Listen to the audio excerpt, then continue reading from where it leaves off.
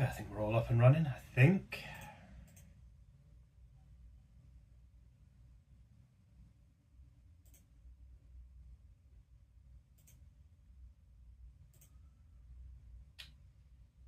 No, you're just being annoying.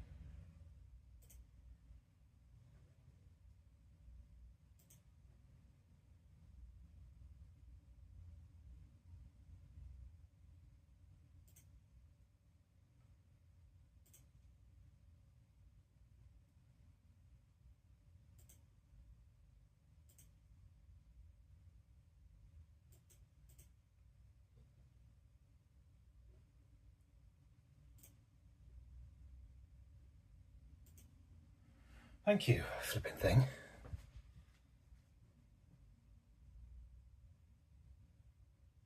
Okay. Right. So, a new day, a new drawing. What pen am I going to use today? I use the 3. Right. And then I'll thicken it out. So, I want to make sure that my drawing today isn't too much like ones I've done recently. I've done a few like that. I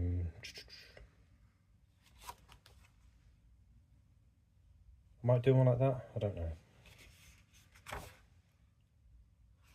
We'll see. I know there was one I did actually quite like. I've not drawn in a while. I remember. Okay, let's crack out. Let's crack on. Right, can we all got good visuals? Let's just make my light a bit better. There you go, it's a bit better.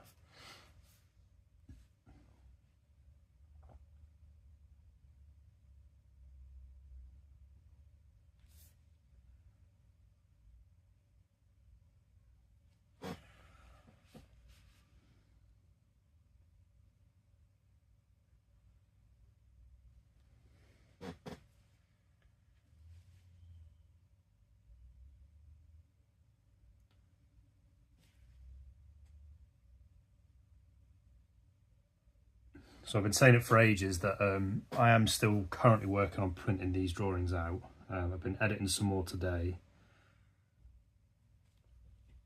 I think I've found a good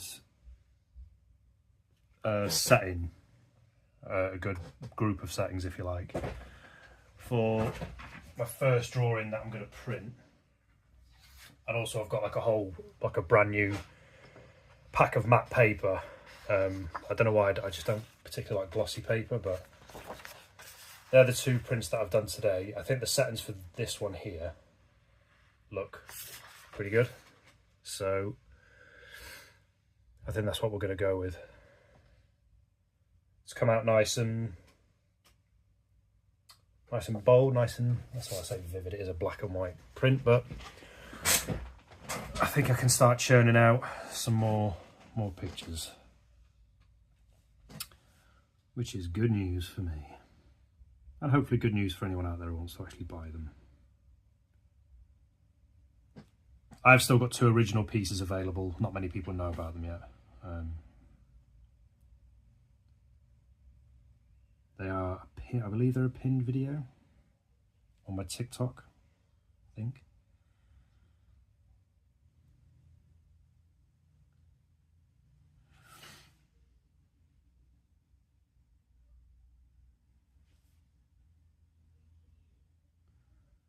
Yeah, once I get this shop up and running, I'll put them all up.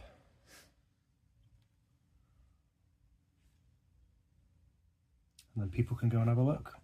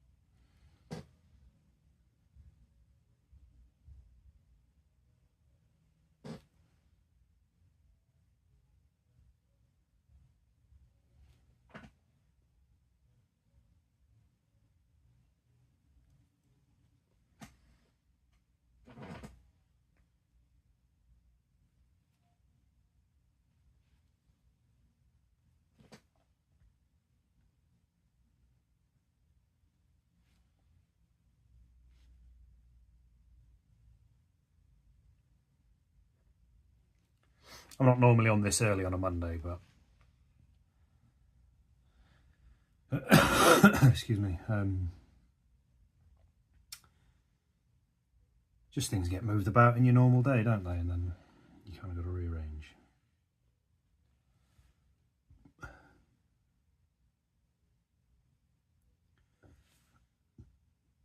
It's all good though.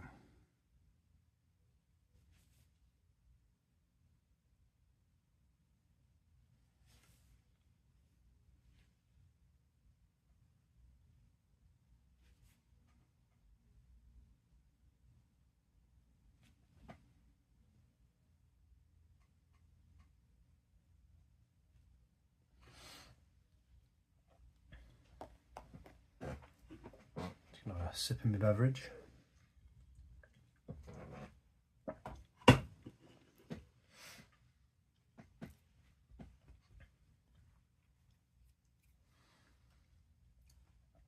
I am also streaming this on YouTube and TikTok. Normally I'd have some sort of music in the background, but YouTube's a funny bugger. The copyright and all that business.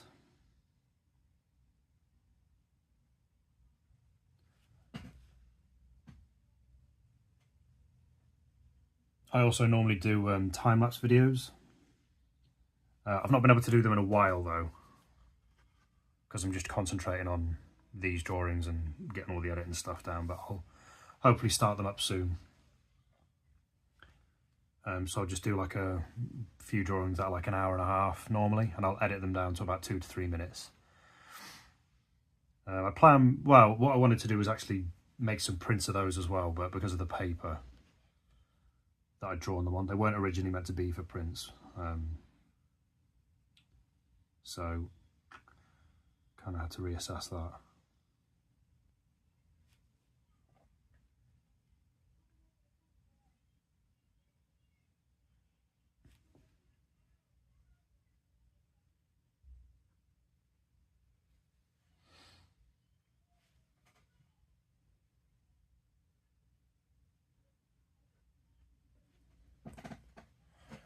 Right, what's going on? Thanks for stopping in. Excuse me. Just cracking on with another A5 piece. I think what I'm going to do is get to 50. So this is number 46. And then I'm going to switch it up because I want to actually start making these more available for prints. And because I do this currently on dot grid paper, I'm going to switch it up and change sketchbook.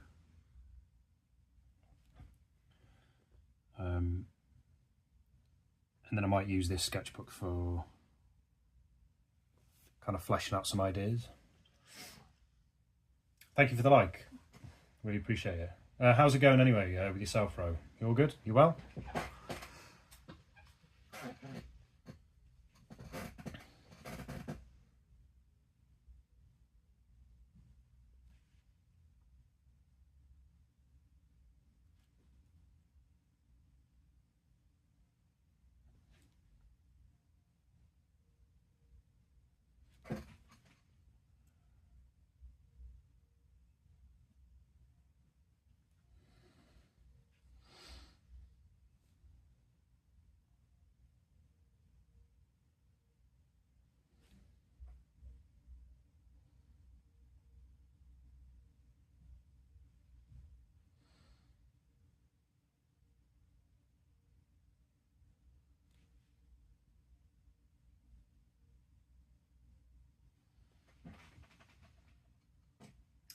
What's your aim with making all of these, by the way?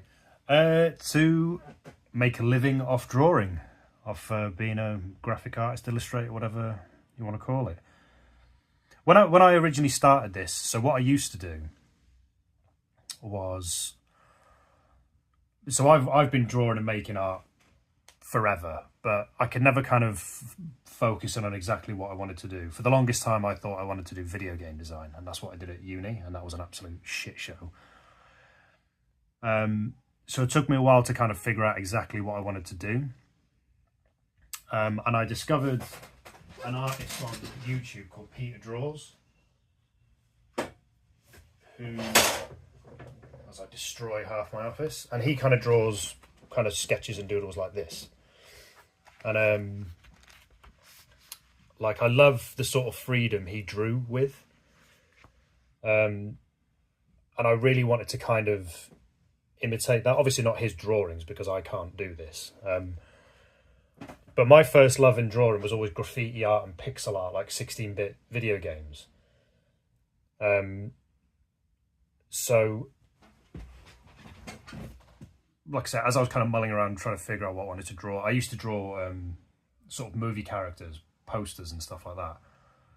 But I wanted to try and expand that, and so I tried to learn anatomy, and I couldn't do it. I struggled really hard with it. So I kind of went back to basics, and one of the sort of bits of advice I heard was draw shapes, not things. You apply it to everything. And I kind of took that back literally. You know, started drawing what I really enjoyed drawing again. So I just started. I just thought, well, why not? If Peter Draws can do it, and I've seen loads of artists since, like loads of artists who do kind of doodle art, who really enjoy doing it. They make art for people. They actually can make a living out of it. So that's what my goal is. I don't know how to do it. Like, I just thought, if just start and then figure it out as you go. So I started drawing in sketchbooks. Then as time went on, people started asking for, you know, pictures of them, but I thought, well, they're in a sketchbook, so I can't do anything. So so now I'm at the point where I'm making prints of them. So today I've been editing sort of one of my earlier pictures. Today I've been messing about with them and printing them off to see how they look. And once I've found acceptable settings, if you like, I'll put out a load of prints and set up a shop for people to go and buy them on. I know that was a bit roundabout. I'm not great at articulating stuff like that, but that's basically the whole thing, is just to make artwork that people like. I do artwork in here. I do A6 versions of them. So these ones, I'll be printing these out as well. Smaller versions of these. Where are you? So that's my favourite one. I'll be doing. That looks so good. Oh, thank you. But yeah, that's basically it. I just started. Like, at first it was I wanted to record and live stream and edit down all these drawings that I was doing.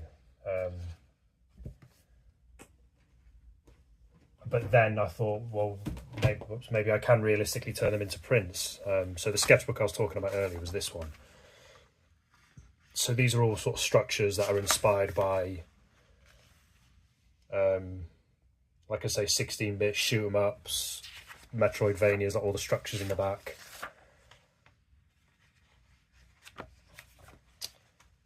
So these kind of things. Now, I wanted to do prints of these, but like I say, the problem was they weren't originally intended to be prints, so the paper's not ideal.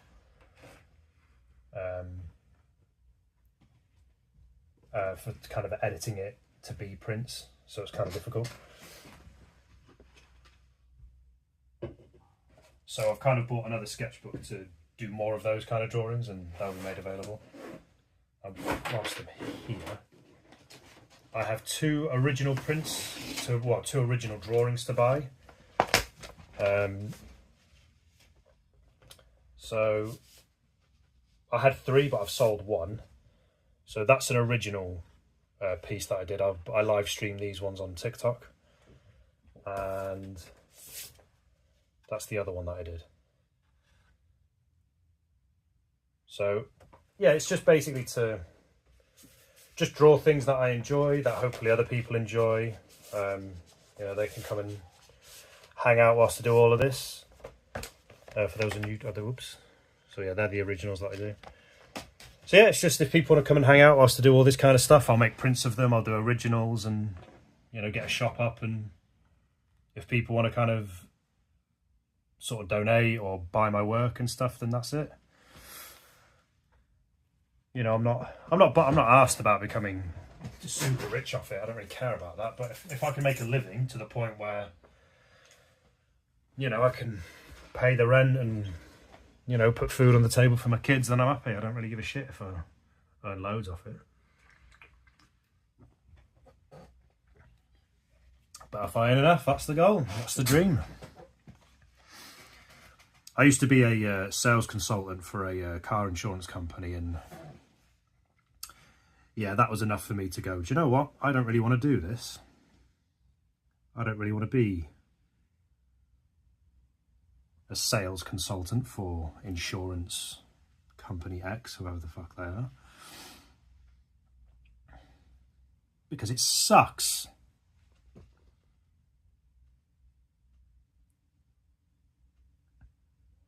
I thought, I've got a degree in creative arts, why not actually put it to use?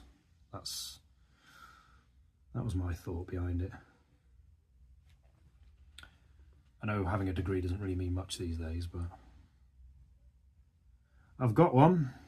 Spent 3 years of my life doing it, so why not, eh? Why not actually go for it? Why not attempt to make a living out of it?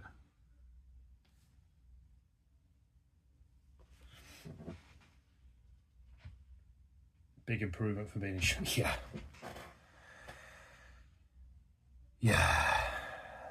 I wasn't great at selling insurance. I wasn't bad at it. Like, you know, I never got fired. I met all my targets. I did relatively well. And, you know, I was quite straightforward with customers. My problem is that I didn't give a toss if the customer bought it or not.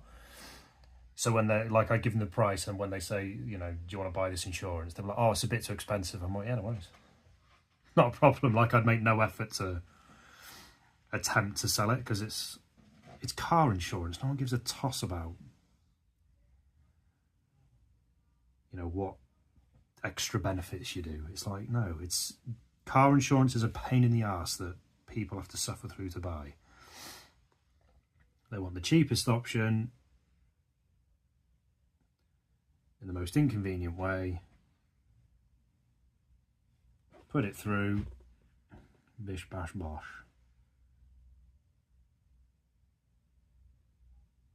But the thing that kind of messed me up with that job is the management, as it always is. Like, they didn't really care about you as an individual, so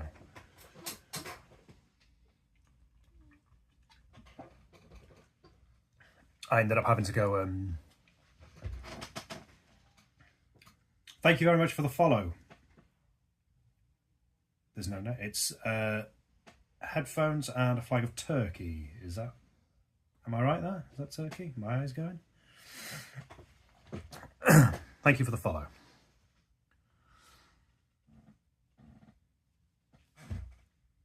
But yeah, these are all the ones that, back to the art stuff, but yeah, this is the kind of stuff I normally do, and it's, like I say, it's heavily inspired by video games.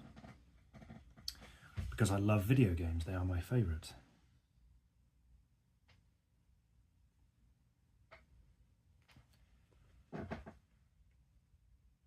But yeah, selling car insurance is, or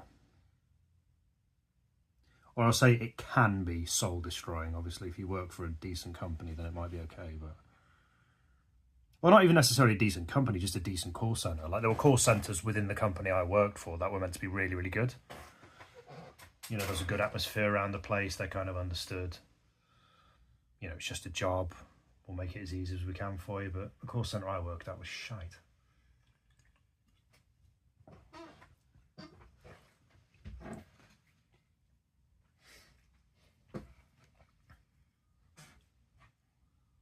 And not even because all the people were bad. Like, most of the people who worked where I worked were actually really cool people. It was just, obviously, the one, you know, one or two or few bad apples that ruin it. That just make it unbearable.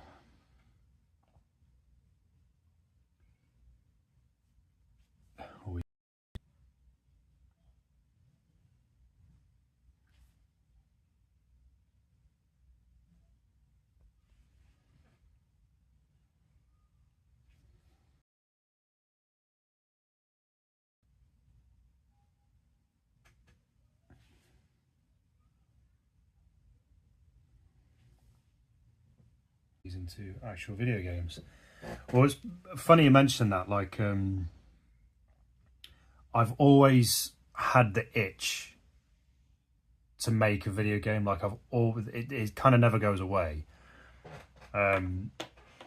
So, in fact, I can even show you if you bear with me for a minute.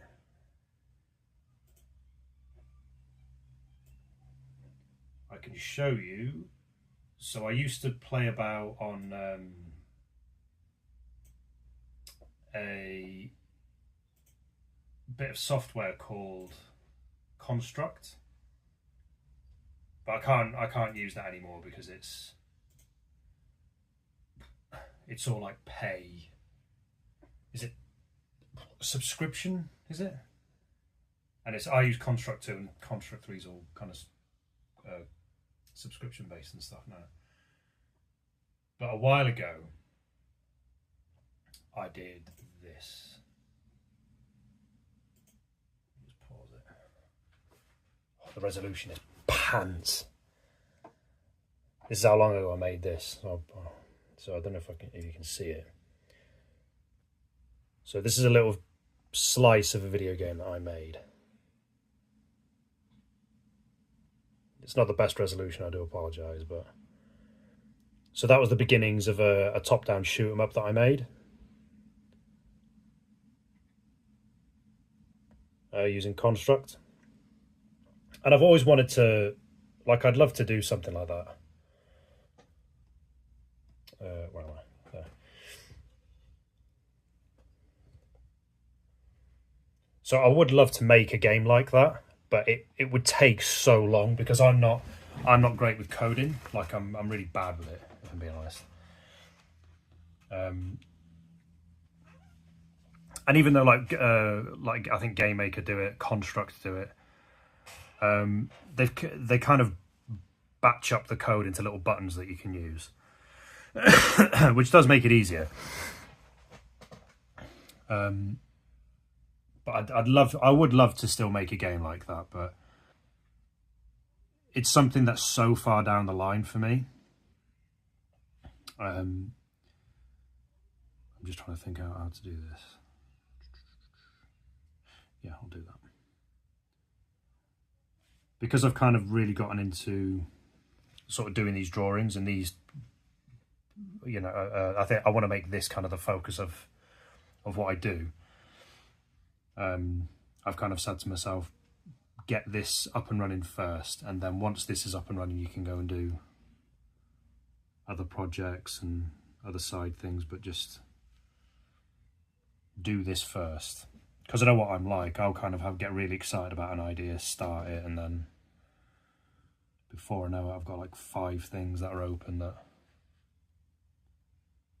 you know, I've not finished any of them.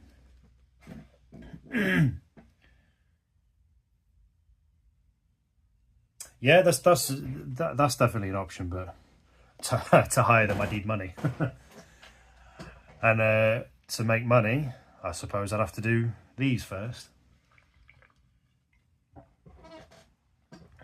But I think I could make a game like that. I think I could make a game like that on my own. Because I remember coding that. Coding. It wasn't really coding, is it? And it was all right. Like, I didn't find it too difficult. Like, because of the way those kind of programs are set up, like Construct and Game Maker. It's just because of the amount of content for just one person to do. It would just take a long time. But that itch has always been there. Like, I've always wanted to do it. But it's something that I'll think about in the future. But at the minute, I just need to kind of teach myself and discipline myself to focus on one thing. You know, get these drawings done, get the prints out there, get the shop set up. Because I keep getting more and more people ask me about buying prints and stuff, and because I've not been able to sort them yet, because I keep running into problems that I didn't even think about. Because I'm really new at this and I'm quite naive. So I thought, oh, I'll just draw them as they are, shove them in a scanner, press print, and away you go. And it's like, well, no, you've got to you know, the way that you scan them and print them, it doesn't look as it looks here. It looks completely different. So then you've got to kind of solve all those problems. It's a pain in the ass, but it's a good learning curve and it's good fun still.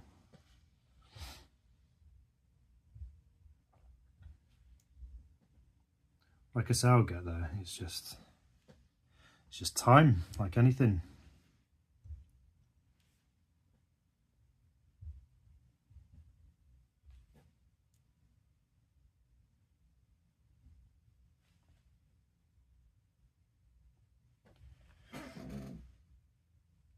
But thank you for everyone who's stopped by and decided to hang out, and thank you very much for all the likes as well that people have dropped. Really appreciate it.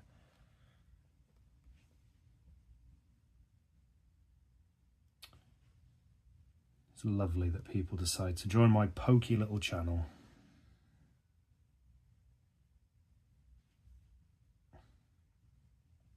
Sorry, I'm just trying to think. So none of these drawings, none of them are pre-planned. The whole point of this book was that I didn't want to pre-plan anything. It was just I start drawing, I'll start with a shape and then move out from that, see where I end up. So sometimes I might stop for a minute and just have a little look and think, where do I want to go from here? I would import them into Photoshop, improve the quality print and possibly laminate them. Yeah, so I use Clip Paint Studio. I don't use Photoshop anymore, again, because it's subscription based, and I can't afford the absolute whopping charges. So with the prints that I did earlier, I do have some laminated. I'll show you what I've got. What paper do I have? So the paper that I'm printing them on is this. So that's what I'm using at the minute. I do have a few, I haven't really got enough of it. So I've got some Kodak gloss, but I've had a few people complain about glossy paper. Well, they'll say it's too reflective or it sticks to the frames or whatever. I personally have always preferred matte looking finishes. I prefer to just see the picture as opposed to it being ultra glossy. And like I say, because I already had an entire pack of this, I thought, well, I'll use that up. And like I say, that's how it looks. So they're the prints that I've done so far, and I quite like how clean they look. So, like I say, just to get the paper used up, and I don't think you see. Right, it was that. That's what I'm using. Yeah, Canon matte paper. And like I said, I don't really have a lot of I haven't got enough kind of glossy paper.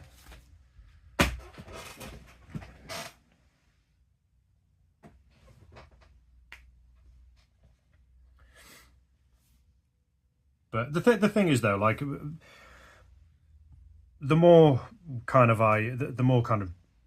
drawings I do, the more I hopefully sell, then, you know, the more income you get and the more options it can open up. So I can do maybe like the most popular ones, I can say you can have it in a matte finish or a gloss finish.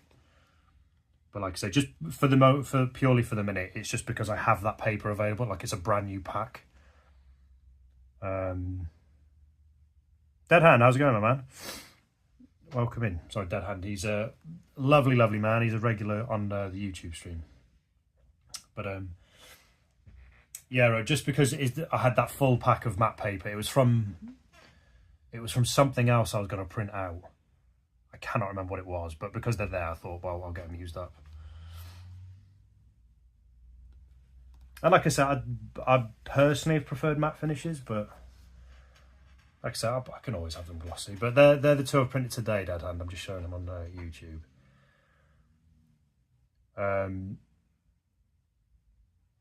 So is it going to show properly? Just move that down. Yeah, they're the two that I've printed today. So that was with one set of settings. That was with another set. Like it's come out quite bold, which I quite like. So I just want to see what you think. If if there's anything that you think could be improved. Also, you as well, Ro, if on both TikTok and YouTube, if anyone thinks there could be any improvements made, do let me know, as I'm not an expert in print. I just kind of eyeball it and think if it looks all right, I'll... Or not all right, if it looks good, I'll, you know, use those settings for print and get them on the shop.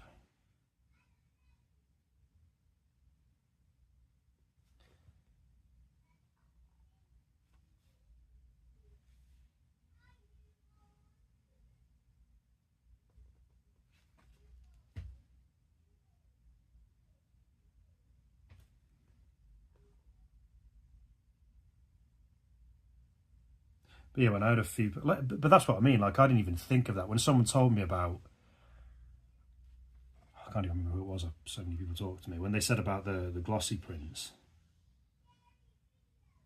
But again, that just, I suppose, depends on the kind of paper you use. If you use shit glossy paper, then it is going to stick and look all weird.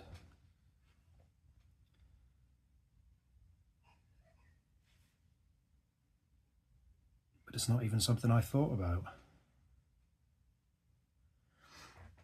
They look great. I like the one on the right.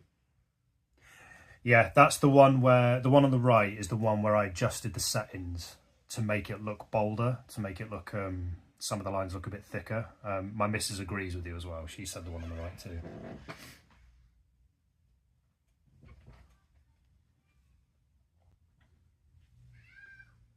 So if I can apply those settings to all my other drawings, then we should be in business, and I should be getting a load of prints out this week. And then once they're out, the shop can get put up.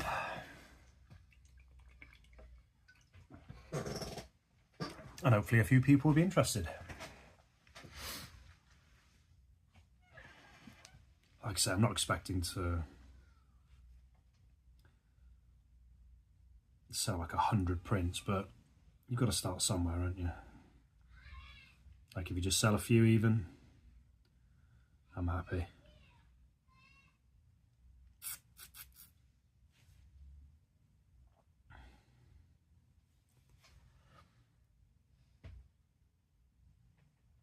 But the fact that I've just got a few people in hanging out watching me draw makes me happy. I'm a man of simple pleasures.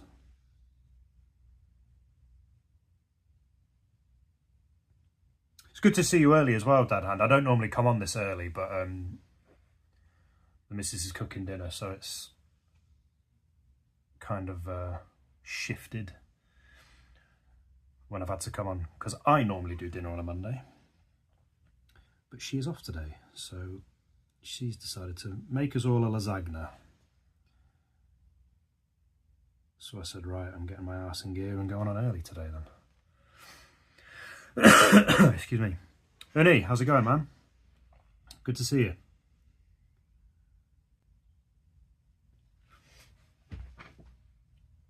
Arukuru, thank you for joining. How's it going? It's really relaxing watching people draw in GMA.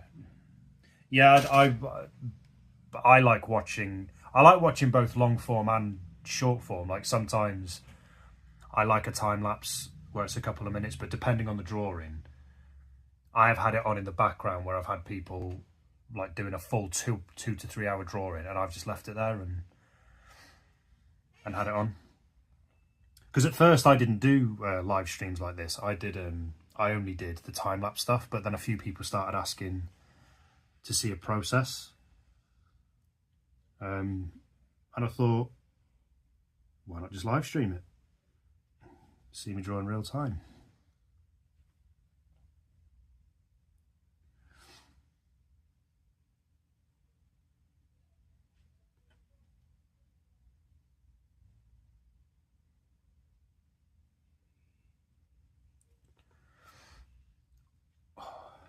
Got this sinus infection, it's still kicking my head in.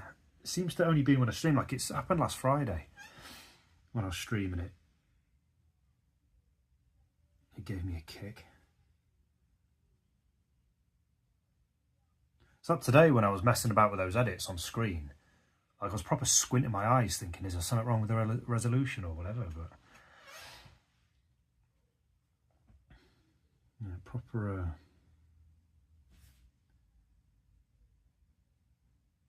did me in.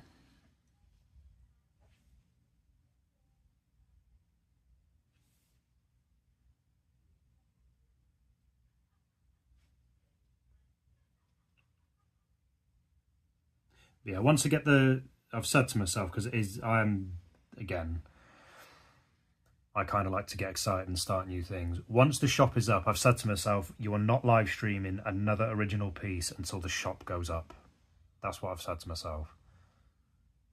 I was going to be a bit harsher and say until you've sold the other two, but that, you know, that's a bit unreasonable. So I said, no, just get the shop up and then you can start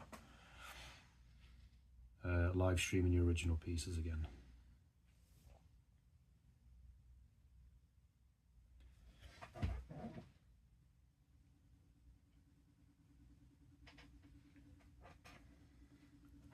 But how are you boys doing anyway, Dead Hand and Uni over on YouTube? How's it going? Had a good weekend?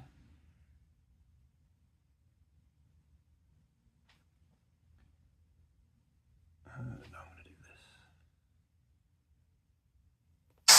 Jesus Christ. See, this is why my phone is annoying. Because I've put Do Not Disturb so it doesn't ring. 1 second.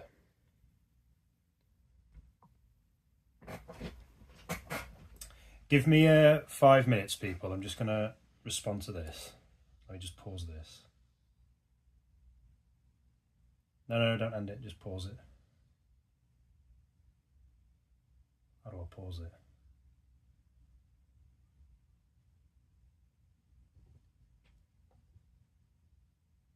That scared the ever-loving shit out of me.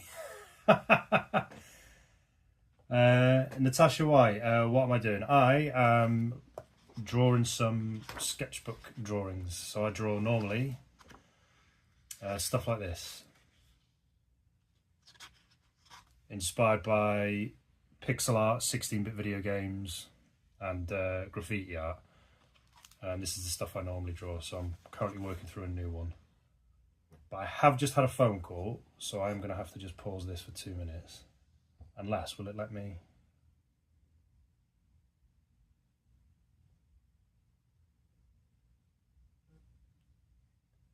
Oh, there you go.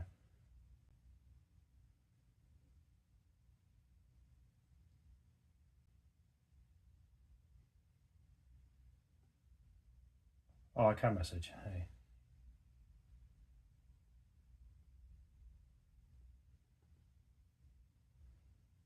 I'm trying to message on my other phone.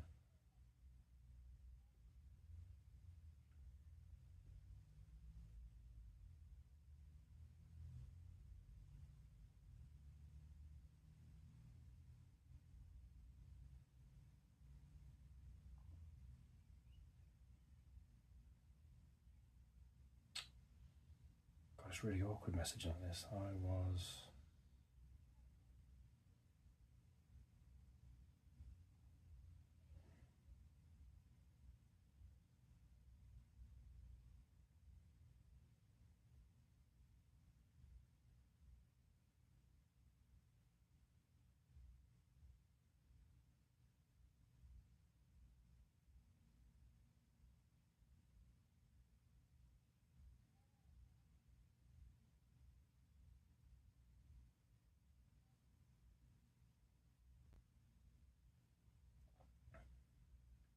Okay.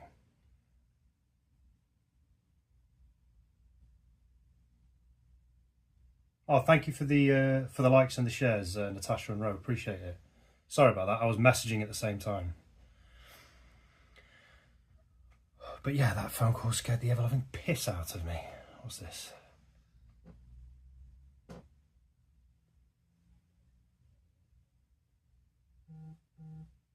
God, why did everyone...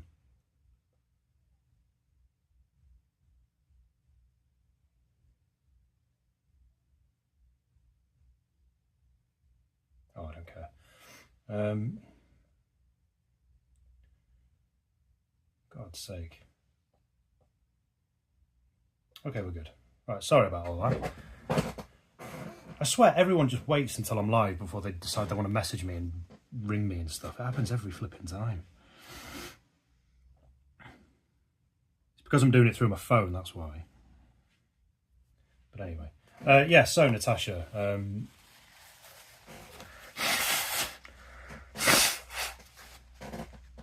Yeah, drawing stuff like all that other business I was showing you.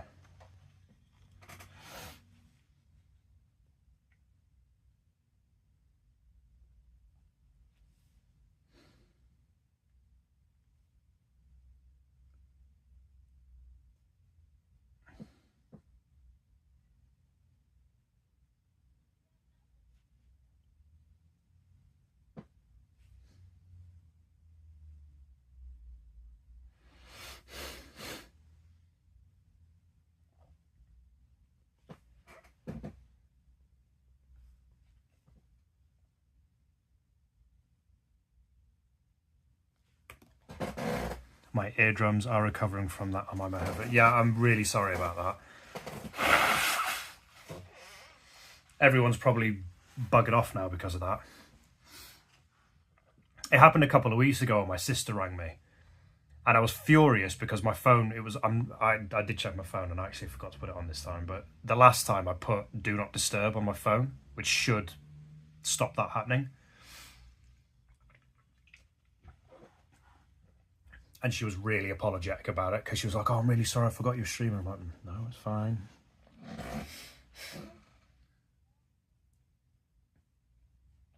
Thank you for the likes as well, Natasha. Some of these drawings look like mini maps. Do you know, you're not the first person to say that, Ro. Like, a few people have said they look like...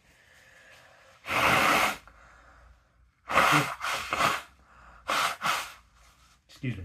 A few people have said they look like floor plans and things like that.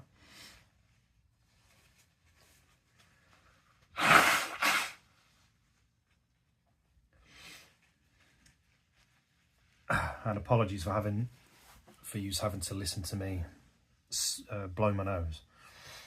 Like I say, I'm just coming off the back of a really bad sinus infection, so hopefully that's the last of it. That's why I still feel a bit crappy today. But yeah, a few people have said they look like floor plans and things like that.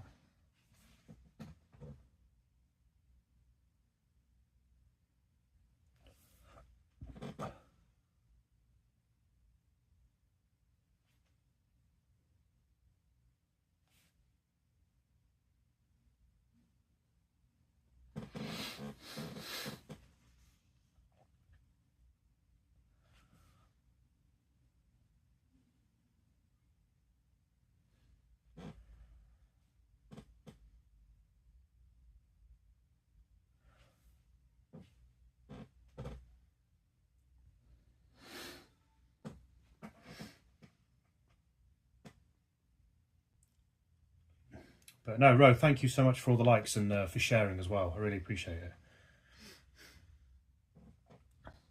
it. It's all boo, you're scared out of your wits sometimes. Yeah. Do you know what the thing is as well? I messaged and it was like, oh, I'm just at the shop, do you want anything? And you're like all for that.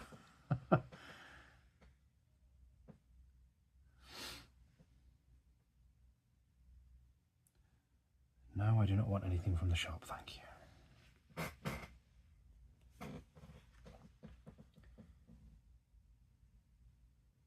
Like I said, I can't be too annoyed as she is making lasagna, so you get a free pass.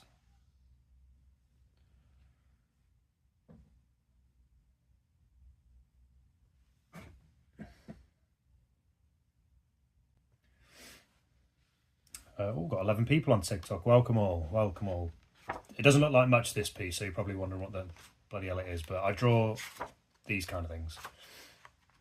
Like structures that you'd find in like the background of like a video game, like a pixel art 16-bit video game. So these are the kind of things that I draw, and I'm just at kind of the beginning stages of this one. Cornetto. I've not had a cornetto in years.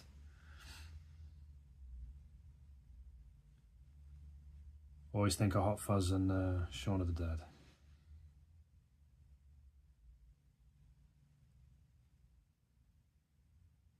And World's End. World's End is still good, but Hot Fuzz and Shaun of the Dead are just elite. They're so good, those films.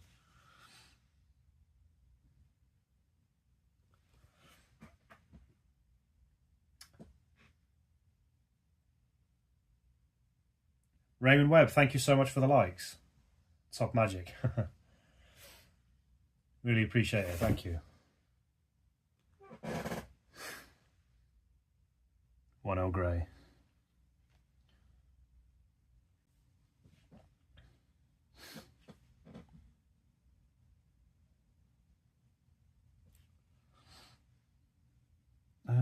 Do I want to go?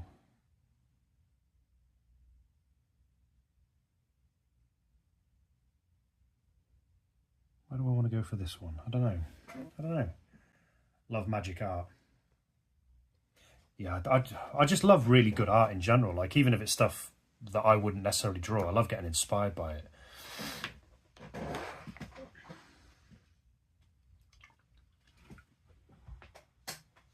And for those who weren't here earlier, I am currently working on prints of all these drawings that I'm doing. So these are, I've been editing this one today and doing some test prints to see how it looks. I think that's how it's going to look. So I'll be making, probably at first, I'll probably just make 2 prints available of each drawing. So there'll be about maybe 10 to 15 different drawings, and there'll be 2 prints available of each. If they go, oh, hi Coop, how's it going, man? Yeah, I'm just saying that these are 2 prints that I've done today. I've played about with the settings and the edits of them. So if anyone is interested in buying my work, I'm currently in the process of editing and printing them out. And I will have a shop up available as soon as humanly possible. But that's what they're going to look like. So basically that one is a print of, the original is there. That's how it originally looked. But obviously when I'm the original drawing, you can see the pen strokes and there's like a couple of gaps and this, that and the other. And obviously the dots in the background. So I've just tried to tart it up a little bit and make it look nice. Looks so crisp. Thank you, Cube. Really appreciate it. Like I say, I'll probably be picking out about 10 of these, maybe 15 of them, and I'll do 2 prints of each. And then when they're up, I'll let everybody know. And then I'll move on to making printouts of some of these. So these are the A6 pieces that I've been doing. That'll be the first one because that's my favourite one. Maybe put the shop on your profile and on the live so people can buy. Yeah, that's 100% the plan. But what I've decided to do is I'm not going to make the shop until the prints are available, because it doesn't make sense to have a shop with nothing on it, if you know what I mean. So like I didn't want to put a shop up, not have anything available to buy, and then leave it up there for a month or 2 whilst I'm pissing about with these edits. But no, you're 100% right, Ro. That is exactly what I'll be doing.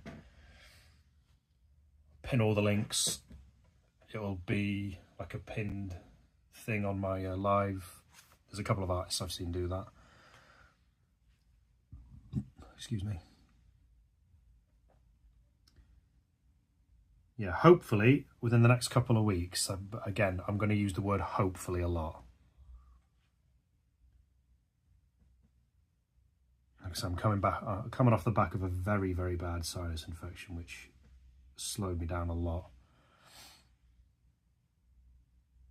So I just deliberately took a week off to do nothing. But I think it's all going away now, so I can crack on.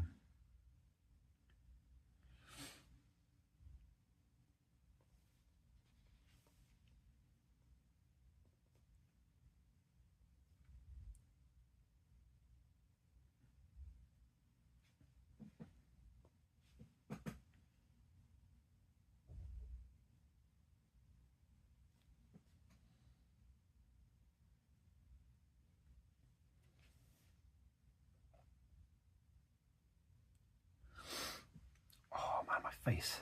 Master procrastinator. Yeah. Good on you for taking a break and taking care of yourself. Yeah, I hated it. Like, but you know, like when you're ill. Like I said, I've got my daughter to thank for this sinus infection, by the way. But it kind of came at the best time it could have come at. So we're in the middle of the Easter holidays. So my kids were off school. So that's kind of helped a lot. So I've not had to like get up at silly o'clock in the morning to get them ready and da. So that has helped. But a few people I know, they've come off the back of like really bad colds and sinus stuff. They said like it was like normally if you've got a bog standard cold, you can still kind of function and just get on with stuff. But like it'll go away after a week. But this one kicked my ass badly. So I said, yeah, no, just take a week. I don't know what to do with this. I know what I'm going to do. I'm going to do this. I'm going to go la da da da da da da and go like that. And do that. That's what I'm going to do. Coco, thank you so much for the follow. Appreciate it. And thank you for the likes as well.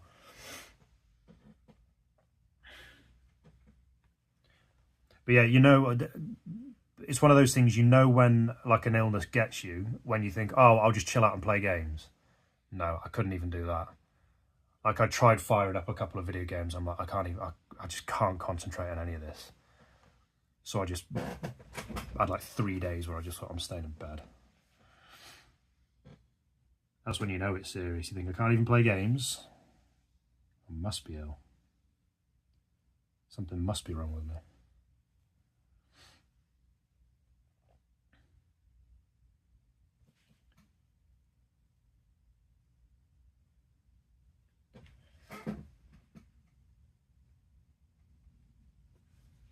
But no, thank you to everyone who's liking the live.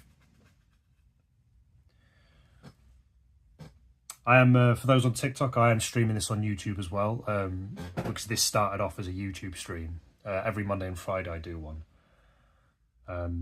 My YouTube channel was originally made to just post some time lapses, but I've not been able to do those recently because of, like, I've been jabbering about the shop and all that kind of thing, the prints and all that stuff.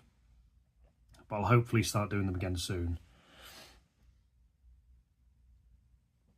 But yeah, you can check me out there. You can check me out on Instagram.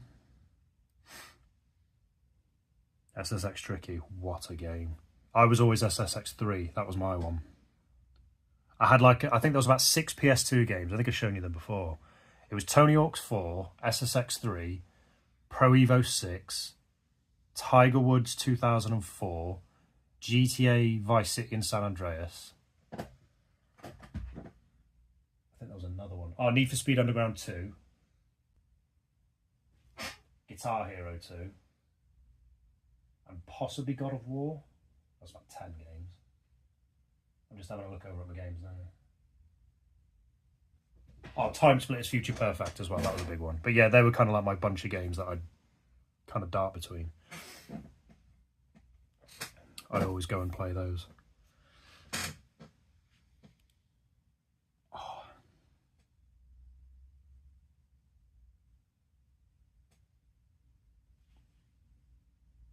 Streamed a bit of Ocarina of Time yesterday on my TikTok. Currently going to the water temple. I got my head royally kicked in by, is it Dark Link? That room in the water temple where it's like a mirror of yourself.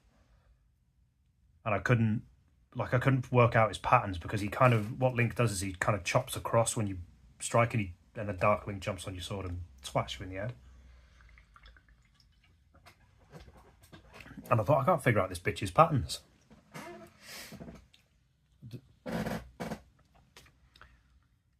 NF Need for Speed Underground 2, yeah. Absolute baller of a game. I'd say it's probably still my favourite racing game of all time. I'm still just, for one of the Forza Horizon games, come very, very close. But Need for Speed Underground is just so good.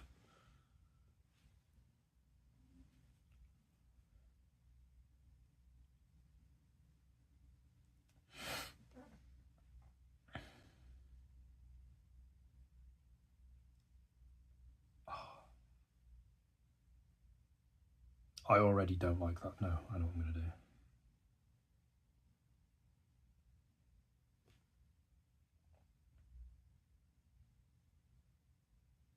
Yeah, I don't like this.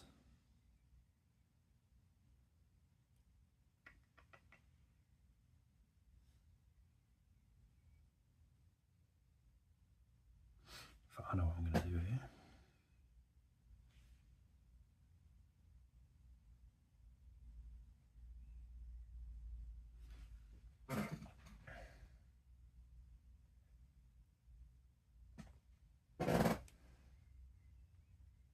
Yeah, if they remade Need for Speed, I'd be all over that. Although there is, because I played it recently, I'll say about last year, there's a song on there they'd have to get rid of. I was chatting to my son about this. Like in the noughties, like video game soundtracks were amazing. But there was one band that were on a lot of them that you couldn't have now. Like they couldn't be on it.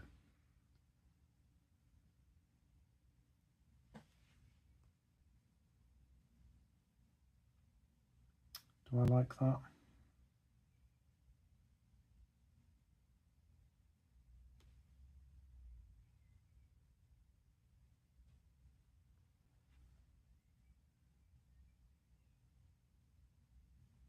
The band we do not speak of, yeah. Do you know what the shame is? Because that band has got a lot of memories for me, like, because they were around when I was in college, when Kerrang was on the telly all the time. And the reality is they had some absolute banging tunes, right? They've got some great albums as well. I've still got 2 of them on CD. And me and my friend were talking about this, that like we'll never get rid of the CDs or never fully delete them, but we'll never have them on like our playlist. And I've thought about listening to them again, but I haven't. I read a forum where a load of people actually listened to them after, obviously, What's-His-Face got put away. And they said they never felt guilty about listening to them, but it just wasn't the same. Like, they couldn't enjoy it. You just can't. And it's such a shame, because that's, I mean, do not mishear me. Obviously, the victims are the ones who obviously need front and centre attention. I'm just talking about purely in the little bubble of music, where it's a shame that you can't listen to them again.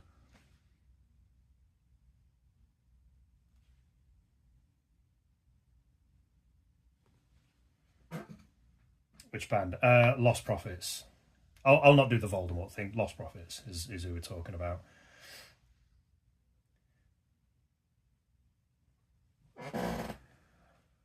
And I have seen them live as well. And they were amazing live. There's just no other way to say it, because they were. But Ian Watkins is one of the biggest pieces of shit on planet Earth.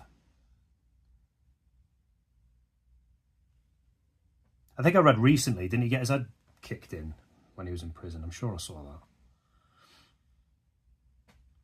No great loss to civilization there, but...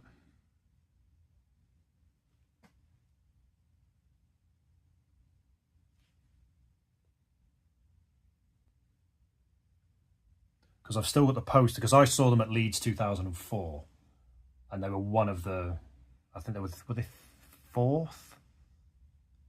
I want to say the first day. Yeah, it was this, yeah, because Green Day was Green Day the first day? And they were 4th after them, I think. I've got the poster back there somewhere. Fuck, is it here? Let's have a look. Unless I've binned it, I don't know, I'm sure you can Google search it. But yeah.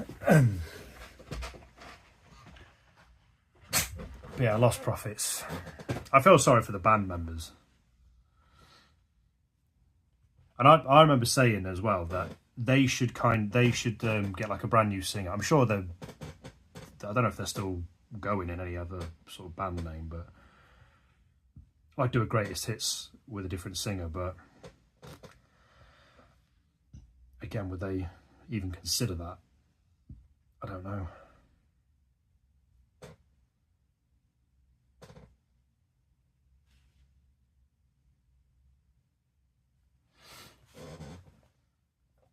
But yeah, absolutely reprehensible human being.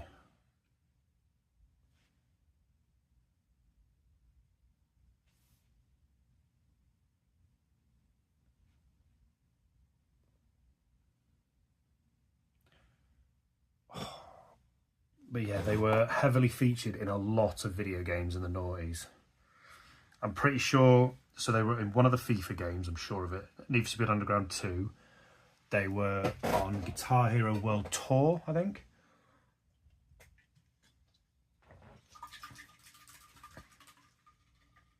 There might be another one as well.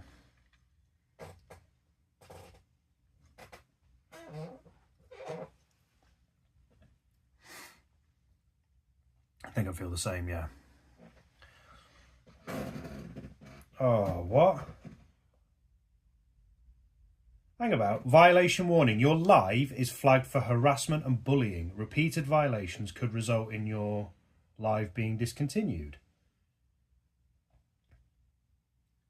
Your live may contain themes not suitable for younger audiences and has been age restricted.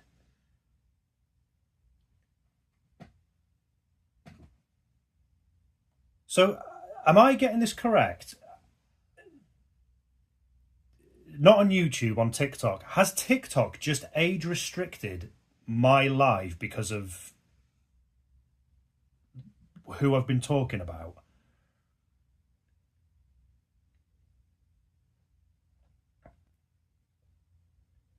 Some comments in this live were filtered to protect.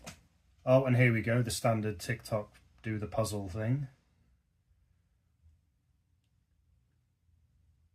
It's a shame such iconic people can just switch up at, yeah.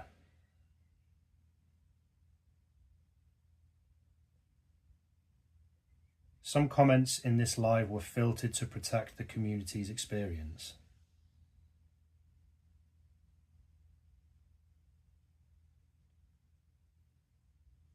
I mean, TikTok, if you're listening, help me out here, please. What are you talking about? That's unbelievable. Okay. I mean, I don't know what to say to that.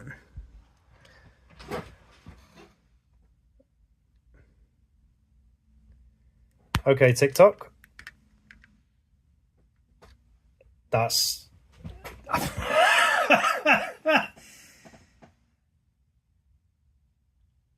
How does TikTok know? Is there AI filtering this stuff out? I've got no idea. So, that's unbelievable.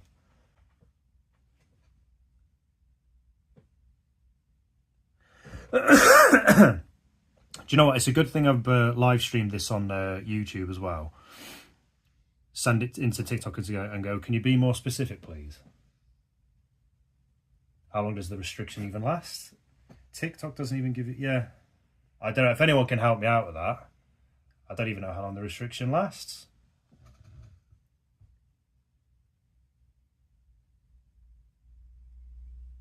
I am assuming it's because of the topic. I'll not mention it again, but Jesus, I mean, I did swear.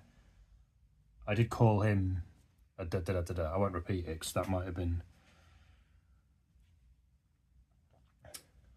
my TikTok. You do amuse me.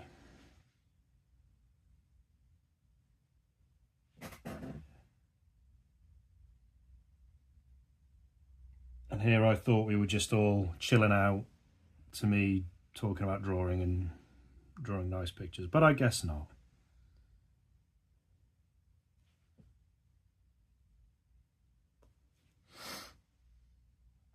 I'm off to play some Rocket League. That was no worries, Cube. You enjoy Rocket League.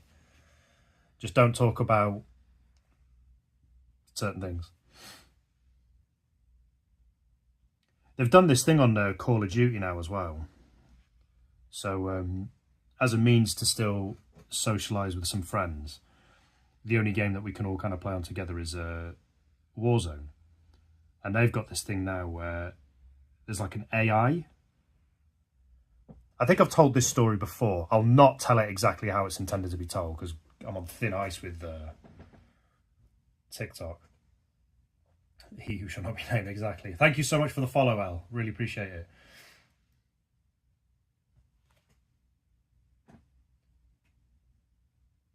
Two lives in, pretty sure. I don't know. So yeah. What was I saying? Yeah, Call of Duty have got this AI thing now where it's to kind of help. I don't know what the word I'm looking for is. It's not inclusivity. It's like the user's well-being or the player's well-being, or I don't know. So it's to try and curb offensive/abusive language on Call of Duty, and anyone who knows anything about Call of Duty, it's like you've come to the wrong place. But anyway, so I was telling a story about. So I was in the car and with my son, and my missus was telling me about her friend that took her son to, I think it was a fireworks display, and he's about 12 or 13. And you'll all know this, like when a child or a teenager describes something they don't like, they will describe it as, they'll use the G word. I'm not repeating that word because TikTok will, I don't know, they'll probably banish me from existence. But the word means, it's like it's your sexual orientation, but when you're a kid, you don't use it that way. You just use it as something that you don't like, and it will be often, it'll have the word Lord attached to it. I'm assuming you know where I'm going with this, right? And this kid described this fireworks display as that. And I just thought that's so funny because it's exactly what a teenager would say. And I just found it really, really funny. And my son was laughing about it. So I said, it's so juvenile and so stupid to describe stuff like that, but he's a kid, so that's what you expect. So as we were driving along, I was pointing at every single object out of the car window and saying, that's this, that's G, that's G. And he was peeing himself laughing because of how ridiculous it was. I was telling this story on to my mate when we were on Warzone. The AI chat picked it up and sent me a warning. And I thought, hang on a minute here. I'm just telling an anecdote about making my son laugh. And not 2 minutes ago, I had some 10-year-old kid dropping N-bombs all over the gaff. So what are you talking about? But I just thought, yeah, mad. I also had a little kid who I genuinely thought in chatting, sort of, you know, the sort of comms on Warzone, I thought it was a girl.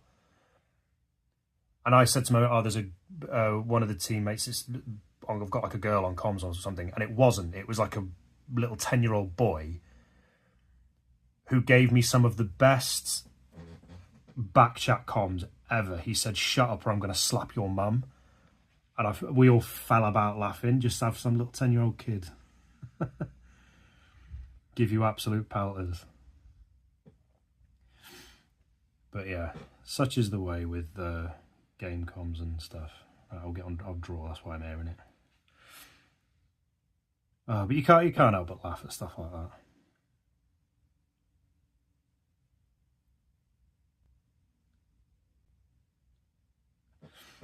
But yeah, shut up mate, I'll slap your mum. I found that very, very funny. I think they're called squealers. Yeah, squeakers or squealers. But yeah, when you're having a little 10-year-old kid say that to you, just fell about laughing, all of us. Trying to silence it. Yeah, TikTok trying to silence it. It's funny because G-Lord is a French name too, so those French people are also pen. Oh yeah, the Meet the Fockers meme, isn't it? It was Ben Stiller's character, wasn't it? And Meet the Fockers is a film. TikTok, slow your roll. I'm not saying the other word. It's a film with Ben Stiller and Robert De Niro. Chill, don't ban me.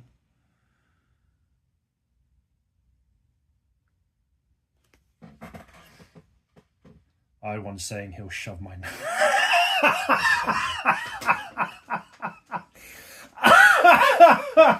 I'm telling my friends that later.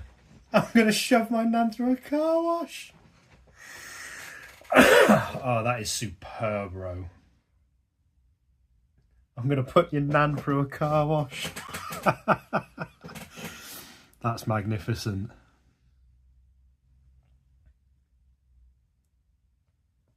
Oh, that's too good.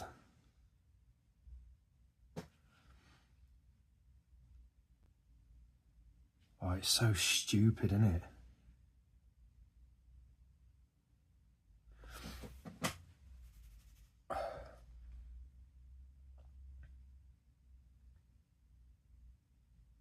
See, you couldn't have that, you know. Video games do have their moments, don't they? But you see, you wouldn't get that if you put all these restrictions on the They should just make it. I think Halo did this ages ago. I remember you could filter out exactly what you wanted to hear in the chat. So you could even select in multiplayer chat, if you want to hear like dogs abuse, you can have it. Or if you want your experience tailored to like friendly chat, just pick that option. I'm sure Halo did that. I'm almost positive I remember seeing Halo do that. I think it was Halo Reach, because that's the one I played the most.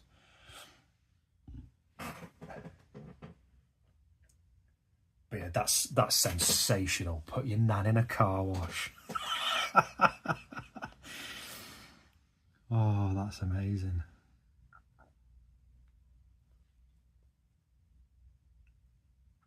Bet US is banning TikTok because one of those senators got banned like this. Yeah, probably thrown his toys out the pram. Well, I'm not going to use TikTok anymore then. I just don't know why the solution to all this stuff is just ban it. It's like you can't just cater to stupid people all the time by banning everything for everybody else. It's ridiculous. You just have to accept that there are people out there who want to put your nan in a car wash, and you've just got to live with them. Don't know what else to tell you.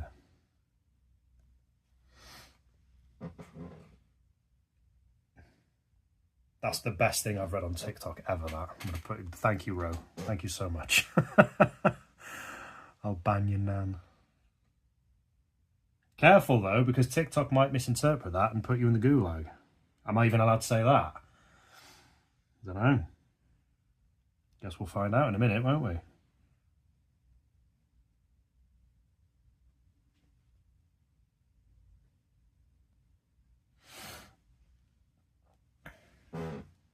My brother got threatened to get...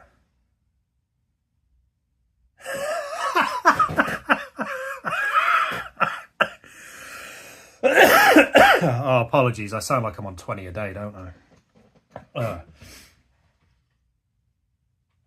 Listen to this one. My brother got threatened to get left inside of IKEA's furniture section. Oh, these are brilliant.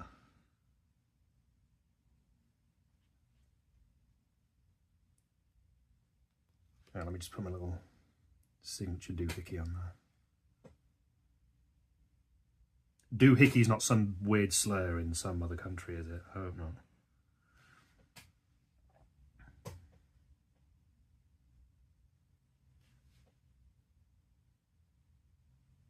Don't worry, I haven't finished. I'm just...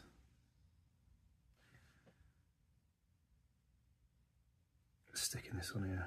Oh, funny.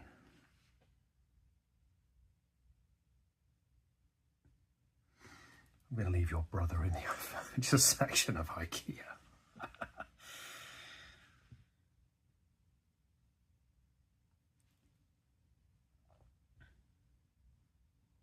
Just quietly, I've got absolutely no idea how I'm going to detail this thing. not a clue.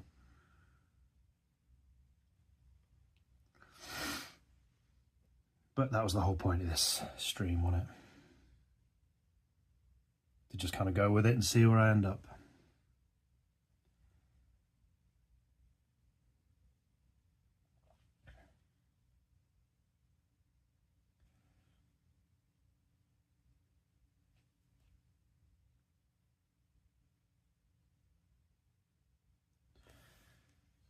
Okay, right. Main bit. So now my nan is stuck in a car wash and my brother can't get out of IKEA. Oh, fantastic. Do you know what? Today as well, I thought, shall I stream? Because I'm still a bit ropey, but I'm so happy I did. Thank you so much, Ro. You have made my day. Oh, jeez Louise. Right. How are we going to detail this bad boy?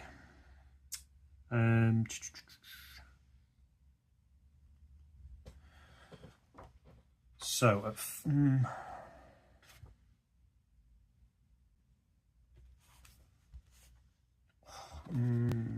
so I'm not using my imagination at all here. My brain is just a bit too gunked out. I will never print that piece of garbage.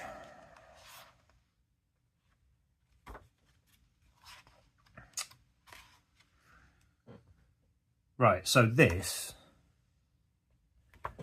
I need to do more like this. So at the very start of this book, when I first bought it, I actually really like that. I might consider doing a print of this.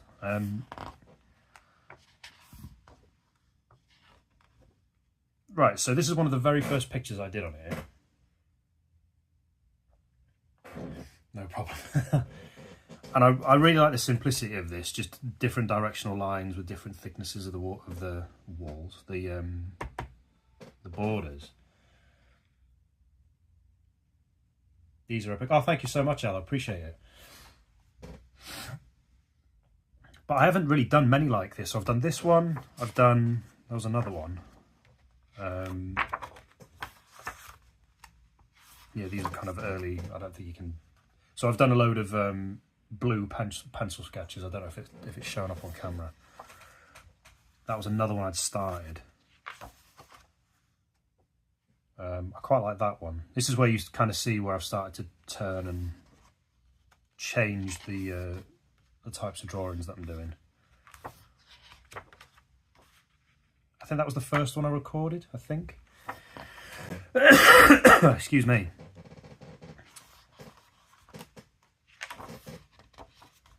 But yeah, I might do that. Something similar to this. Because I quite like that.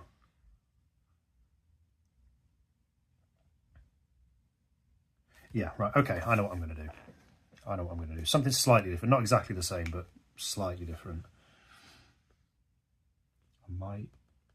Yeah, I'll change the thickness of my pen. Oh, I'm going to put your man in. Oh, love it. Yeah, let's try this.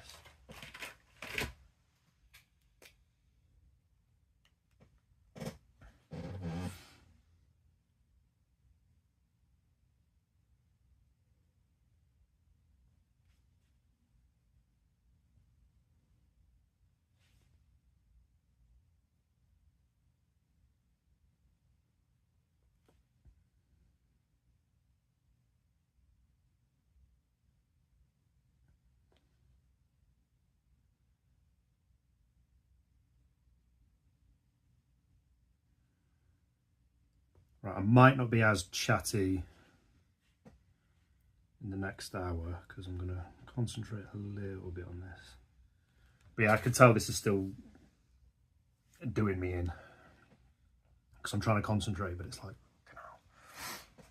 you can't get over my nan being in a car. No, it's one of those things, it's just tickled my brain, that. It's too good. It's just too good.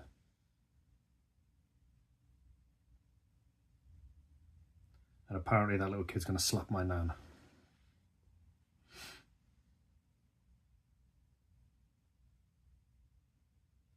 I noticed as well that in Warzone, they're always the worst kind of player as well. Like, they're not good players, they play like absolute idiots, but they're the gobbiest. Absolute chirpers.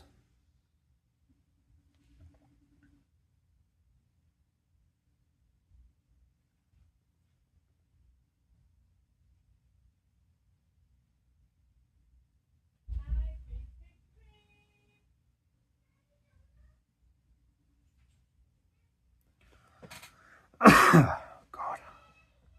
Slapping your nan seems... yeah, it does. Oh, you gonna have your nan slap diet? Well, I've got a car wash waiting for yours.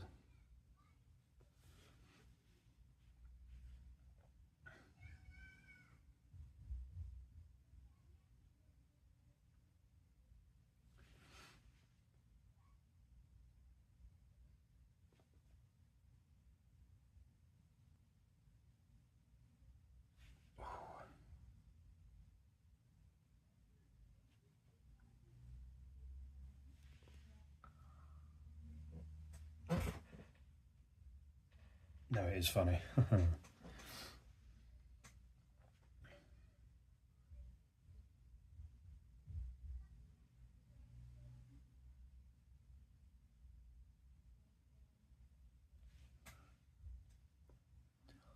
Oh, why is it always when I stream? This happened last Friday. Like, I felt relatively okay at the weekend. Nothing... didn't really feel that bad, but today, Jesus.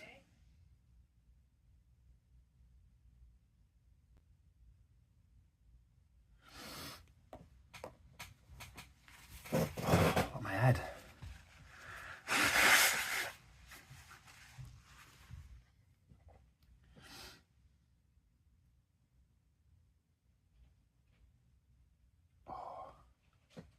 It shouldn't take too long.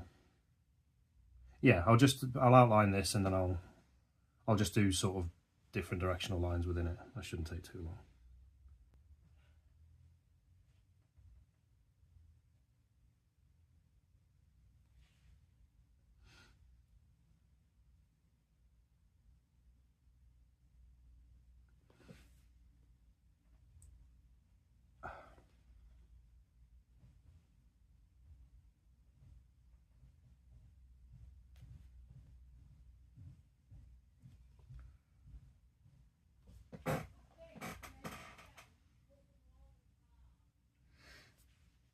Oh, hang on. If let me just zoom out a tad on TikTok.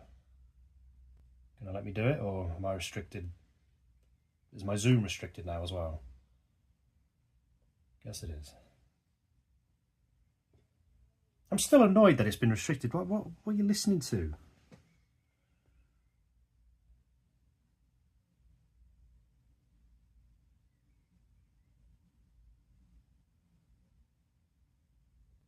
I remember there was one guy in YouTube chat, one of these live streams. I'm sure the guys in YouTube chat remember this. Just some guy randomly popped in. How can I word this so TikTok doesn't lose its mind? He came in and announced that he could do a performance on himself and then left.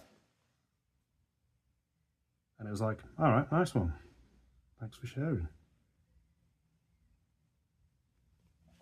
A drive-by commenter. Oh no, can I even say that? Who knows?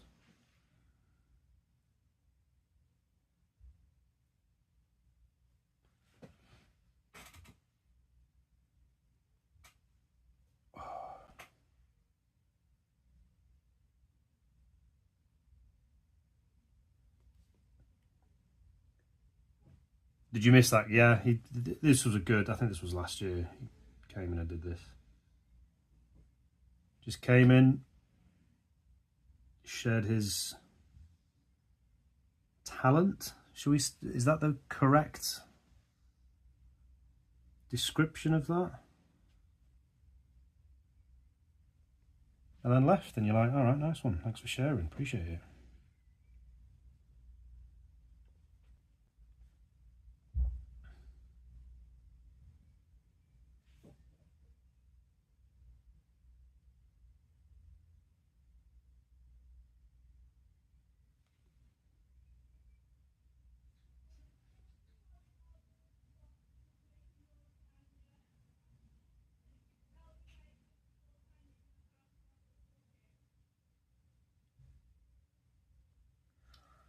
Hope he's doing okay.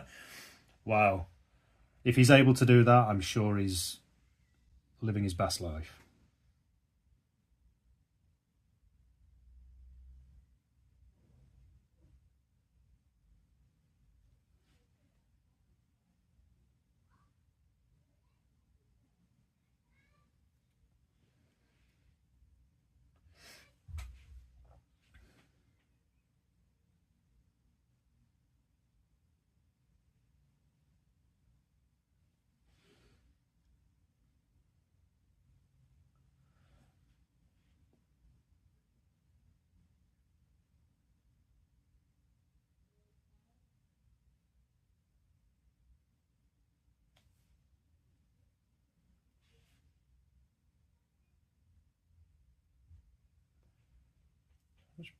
I tell you what, the battery on this phone's lasted ages, to say that I've been streaming the whole time.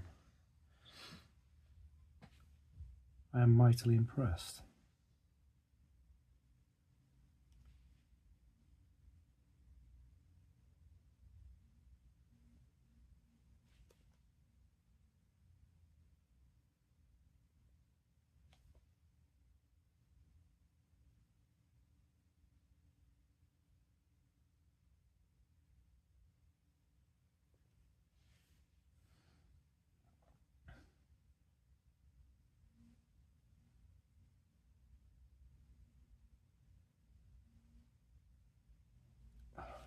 That wasn't a good line, but I did manage to rescue that.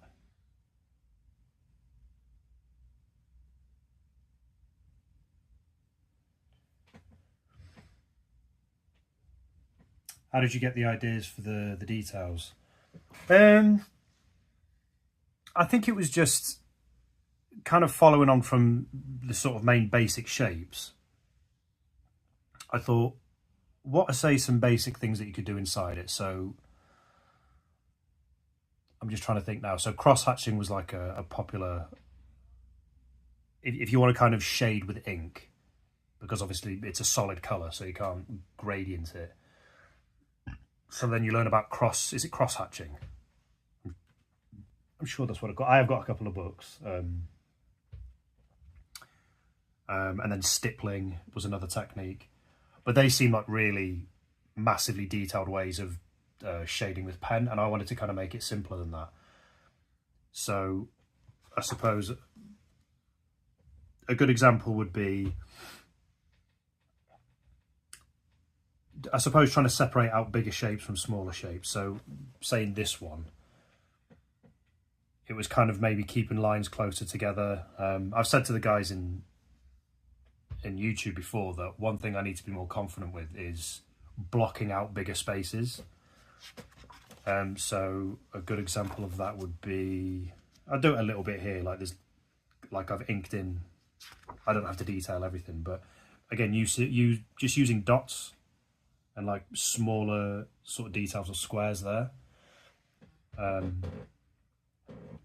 What I did forget to mention is I've got a scrapbook, two scrapbooks, where I just took a sketchbook and I just kind of played around with shapes and I suppose details just to see what would work.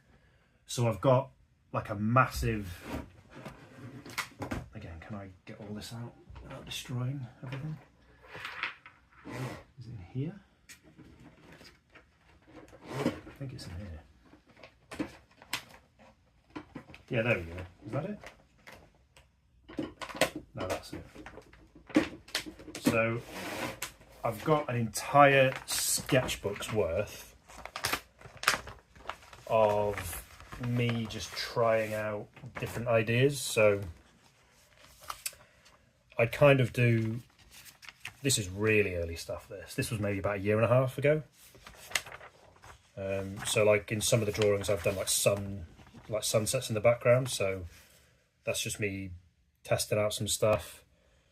That's me trying to mess about with clouds, and like there messing about with dots. Like I say, this is really early stuff. Broken lines, sort of full lines. Yeah, this is, I've said a few times that I am going to go through like all of this. So this was like this is a full sketchbook's worth of scribbling. So that was where the kind of numbers thing came. So they were the number of the pens that I used just to remember the colour, but I incorporated it in some of the other drawings. There's some other stuff there. But yeah, it was just, like I say, just a sketchbook's worth of messing about just to see what would work, what stuff would look like, just experimenting. Like I say, it's all of that. Don't know what you can see. But yeah, just playing about with shapes, playing about with... yeah, that was the first kind of messing about. So I take a lot of inspiration from Zentangle drawings that people do. I had a look at the way they detailed certain things. But yeah, it was just, like I said, we've just got sketchbooks worth of, or scrapbooks, whatever you want to call them, of me just messing about. Just seeing what works, what doesn't work, how I can combine shapes, patterns. Ooh.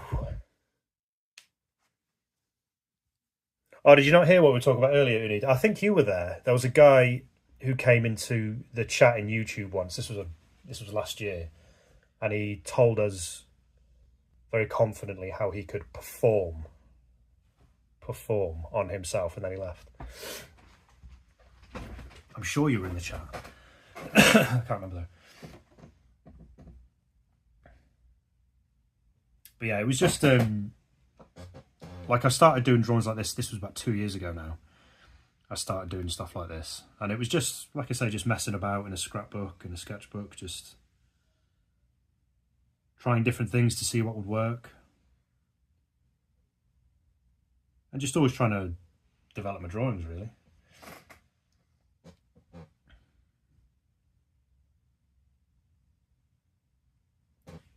Just to see what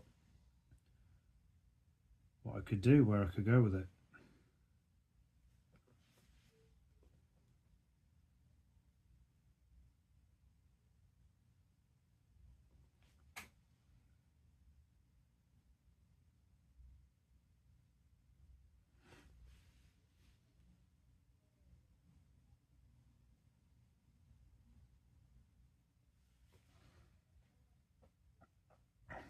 That happened. Yeah, you remember, really.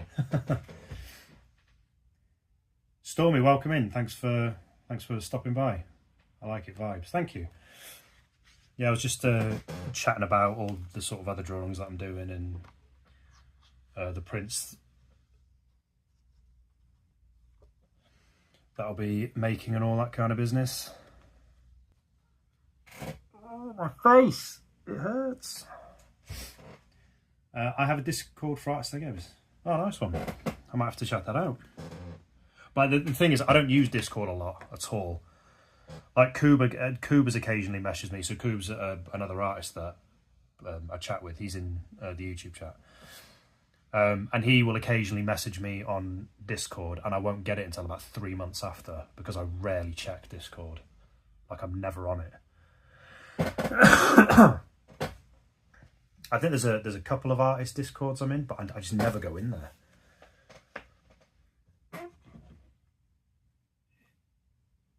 Oh, okay. Like, if I remember, I'll try and check it out. But like I said, it's not because of any other reason other than the fact that I just never ever use Discord.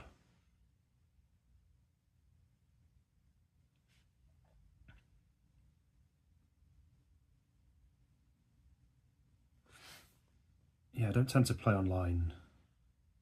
Obviously, use it for your online games and for chatting to your mates, but I don't usually, on Steam and stuff, I don't actually do multiplayer or online on my PC. I always tend to do single player games when I get the chance.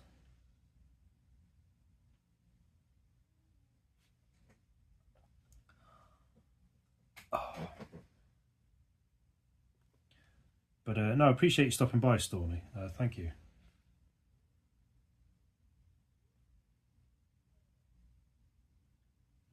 I'm actually amazed new people are still able to find this after the restriction that TikTok's just given me.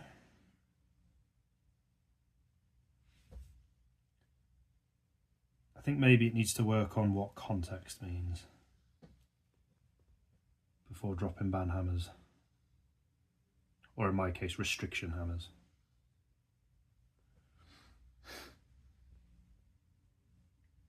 Age restrictions, yeah.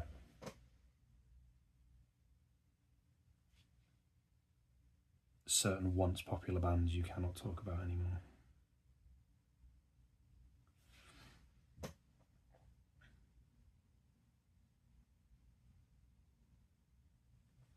You know, the thing is, ever since Coob mentioned Neve, well, I mentioned it, and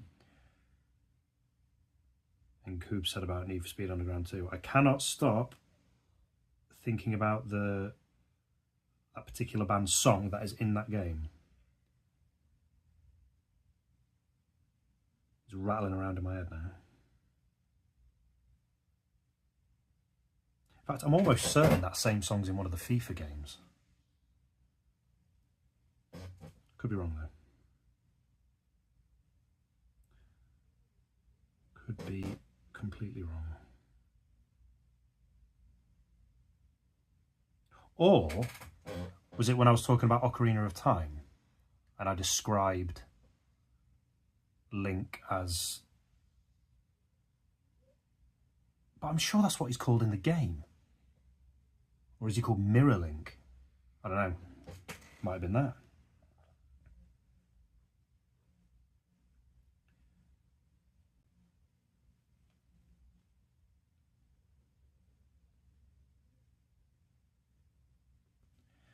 Who knows, people? Who knows?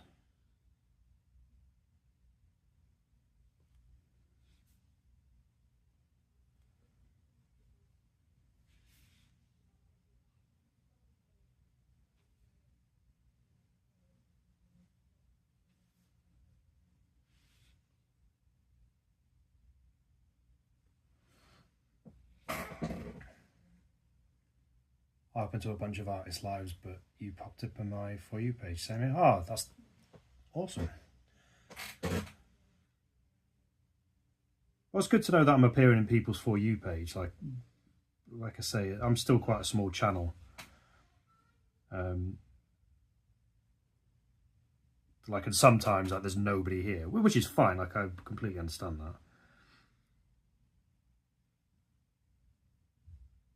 I think the most I've ever had in TikTok chat is about 12. I think it's jumped up to like 20 for like a minute, so I don't really count that. It's when it like first starts, but I mean consistently, I think it's about 10 or 11 or 12. In YouTube, I remember once it got up to 9. That was a very exciting day. It normally hovers around between 4 and 7 in YouTube.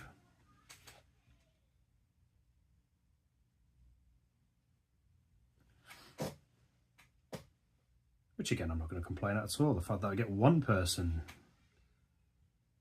I'm eternally grateful for. I think when my, like I said, I need to be a bit more consistent. But like I said, if you just post regularly, build up your presence, it's not going to happen overnight. I know it takes years, especially on YouTube, to get a presence, but like, my main goal isn't to like have a massive YouTube presence. That's just a part of the whole thing. It's just one small part of the whole thing. Like, my goal isn't to be a streamer. My goal is to be a working artist. That's my goal. Just trying to embrace social media as that's a big part of the spiel these days. Discord was nice back in 2018. Yeah, I don't really use it.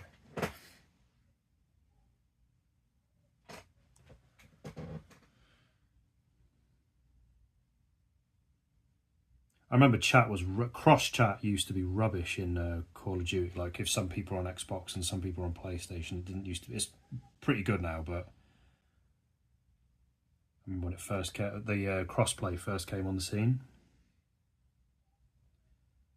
and it was rubbish. So we looked at downloading Discord on console, but apparently that was rubbish as well. Now there's no real point to do it.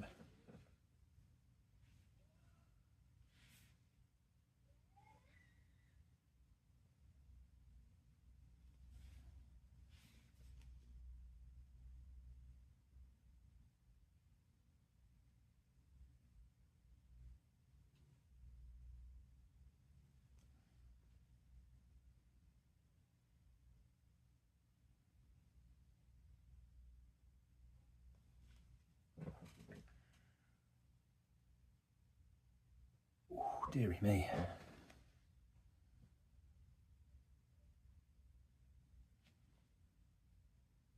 Yeah, making decent progress. It's not taking too long. Like I say, it's a simple design, this one. It's not like a really overcomplicated.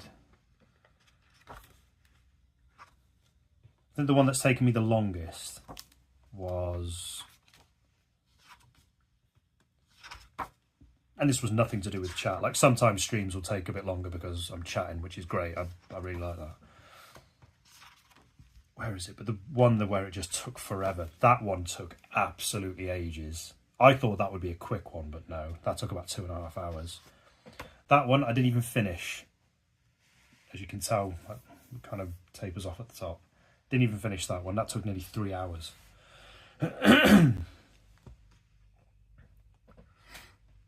Preparing for the Comet sighting this month. Comet Ponsbrook. Oh, nice. Skype, yeah. I used to use Skype all the time. I've made a mess of that line.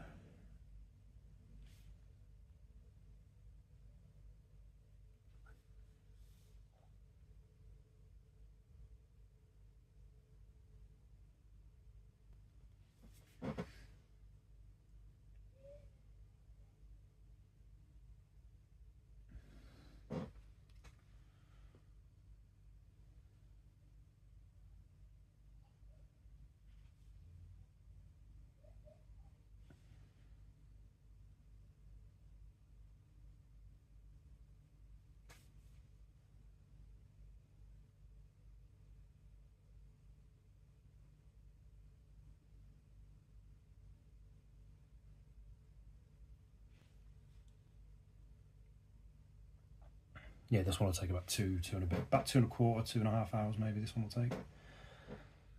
I used to Skype once to video chat because also none of my friends used it. Yeah, I think that's what we used at uni, Skype. I don't know how long Discord's been around, but I don't think it was around when I was at uni. In fact, I'm almost positive it wasn't.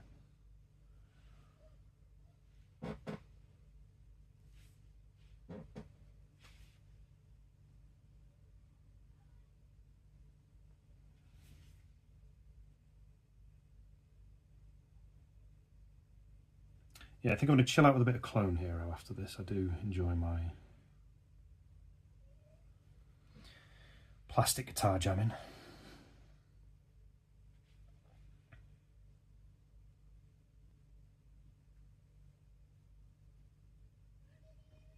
By the time I got my hands on Skype, Facebook was booming.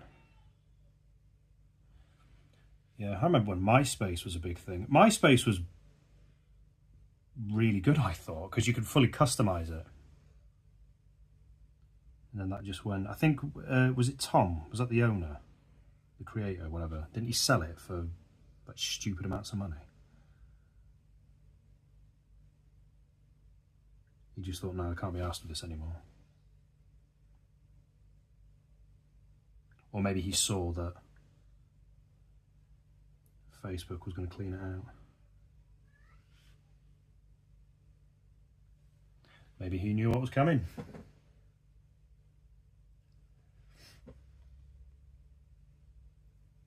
Oh yeah, Facebook gaming.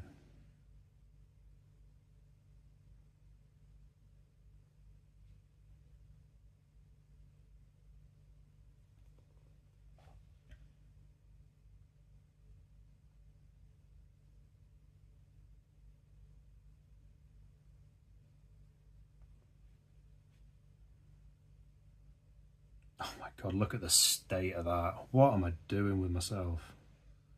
But that's why you kind of make it a bit random so you can clean it up.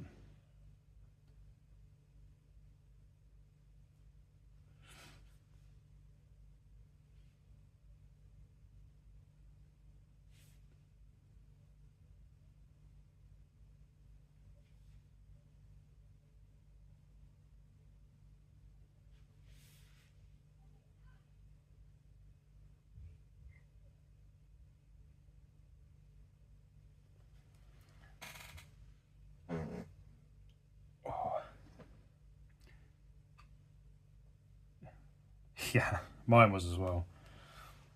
Am I going to detail that the same way? I don't know. Don't know children. Don't know.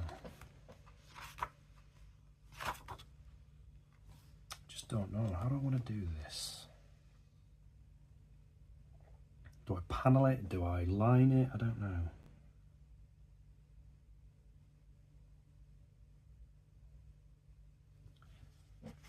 How did I do my last one? Kind of half panelled it.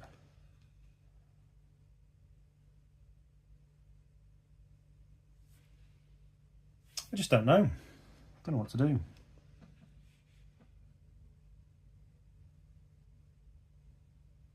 I know I definitely wanted to have different line width. That's why I'm using a slightly thinner pen.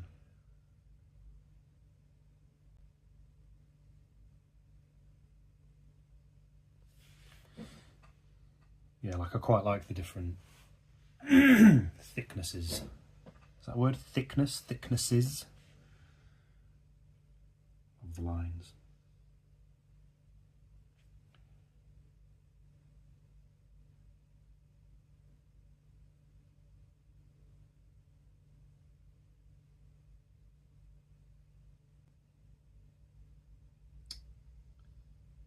Need to straighten that up.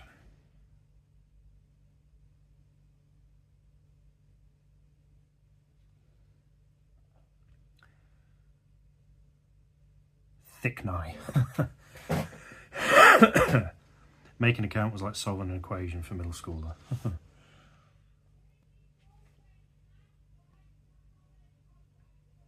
God's sake.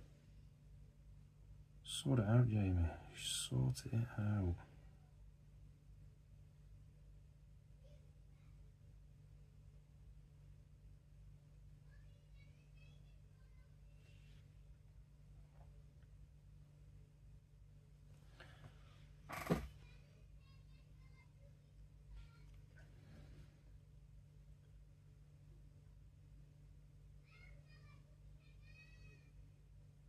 My children are tormenting each other again. Happy days.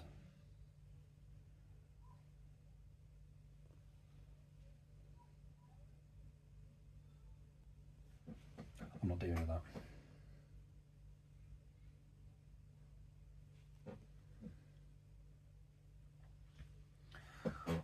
I haven't decided how to detail this. Shall I? Don't know.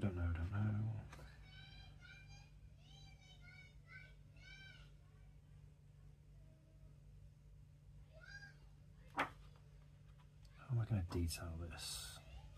We've got panels, we've got lines, we've got sections, we've got dots, we've got things, thingy-mabobbins.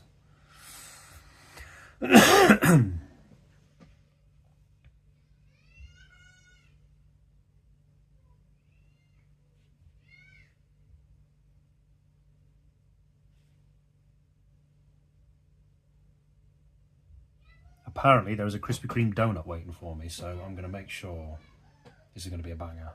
I'm going to earn that donut.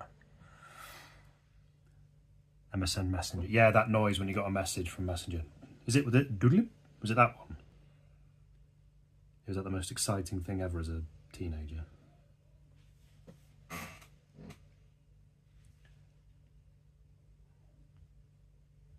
Which is kind of strange because it was just a text message, but just dressed up differently, but for some reason we got ultra excited about it.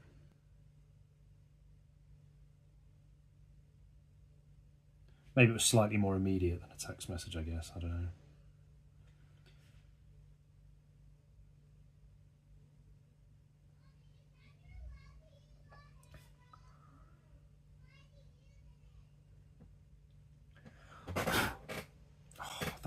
The nib of this is... I think that's another reason why I'm maybe looking to switch out to a different sketchbook, because it's good paper, but it's fairly thick. So like if you overdraw on a line, it can kind of take up the fibres of the paper sometimes, which can be a bit frustrating.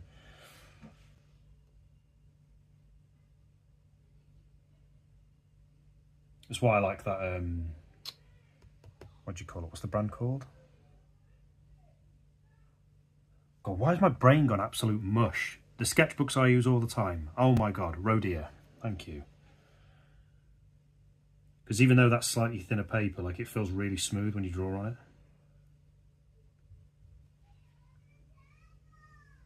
Like this paper feels slightly rougher, which is, like I say, it's not bad paper, it's still good, it's just...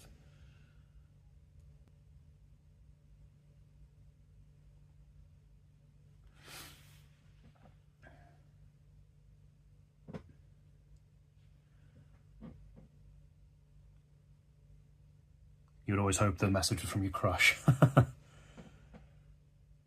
Yeah, that was the place to go to chat to a potential BF or GF. Couldn't you set up web? Was it like one of the early days of webcamage as well?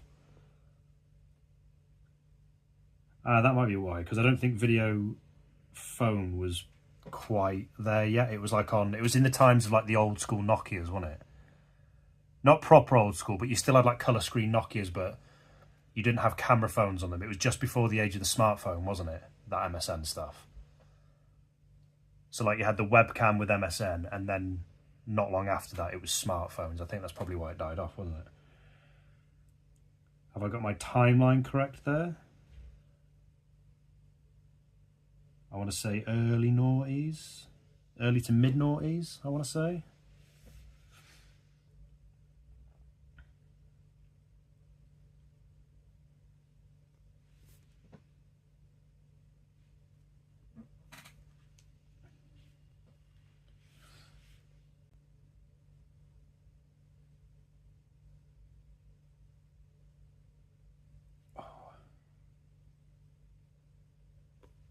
Honestly can't decide how to detail this. I'm still...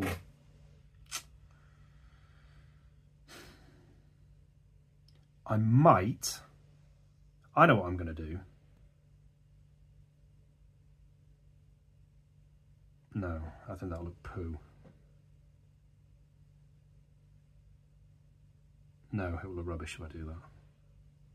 What can I do with this? Right, I'm going to try something that I've never tried before with this one, and it could look awful, but the whole point is to try stuff, so...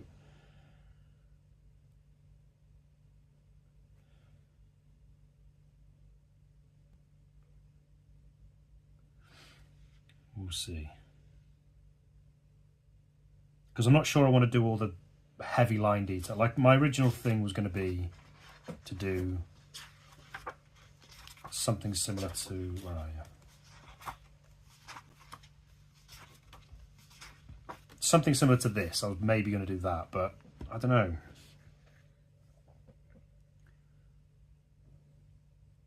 I'm excited. I wouldn't get too excited then, and it could end up looking absolute pony, but we'll try.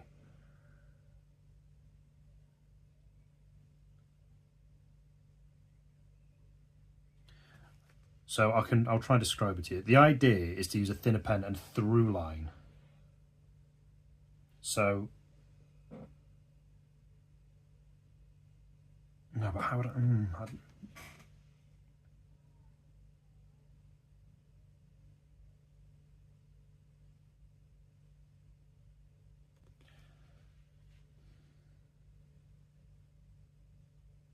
So kind of the idea being, no, but I think that could look, so like say if I get a, hang on, let me do this.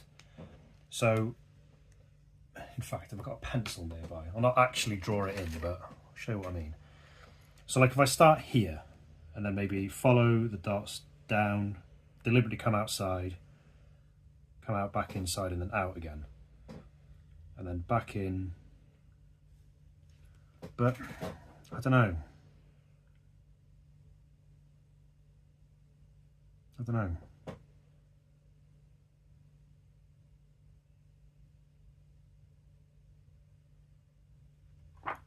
I'm not sure.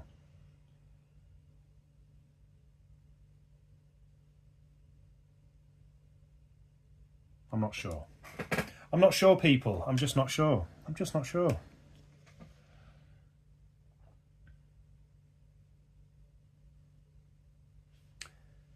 It's a tough, yeah, because it's like you've got, like I've not tried that type of detail in my scrapbook, so I've got no idea how it will look. Like I kind of have an idea in my head of how it will look, but then, you know, what it looks like in your own head might look completely different when you actually put it down on paper, and it could end up looking poo-poo. So, like I say, it doesn't matter too much. Like not every drawing in here is going to be perfect, is it? That's the whole point.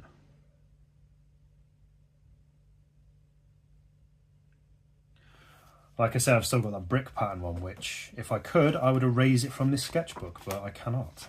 That one there. But I think one thing that didn't help with this one is I did this one during summer and my phone overheated, so the live stream died. Or live stream ended. Excuse me, TikTok. I don't want to use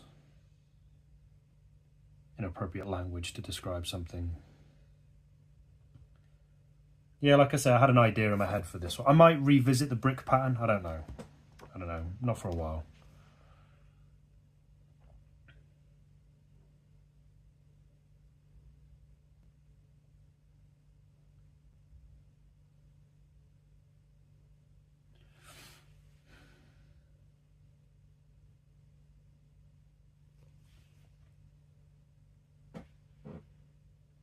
God, my face, it feels like it's throbbing. Why is it every time I go on stream? Say 2 days, not really anything, just trying to recover, and then today. It's like a feeling of my brain trying to escape through my nose. It's doing my head in.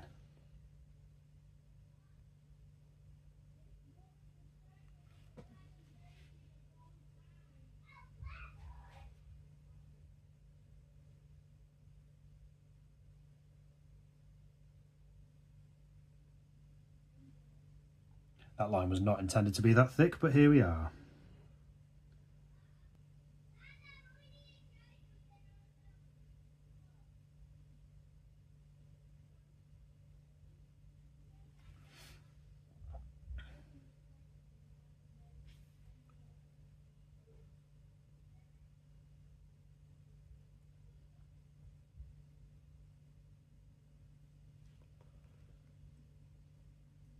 Kids chatting about 11 babies or something downstairs. 2 is enough.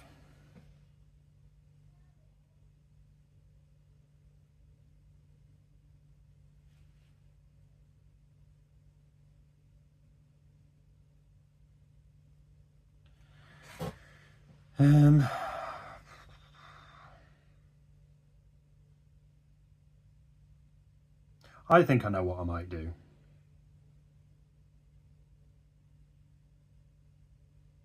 I know what I'm going to do. Again, could look a bit cruddy, but I want to try it.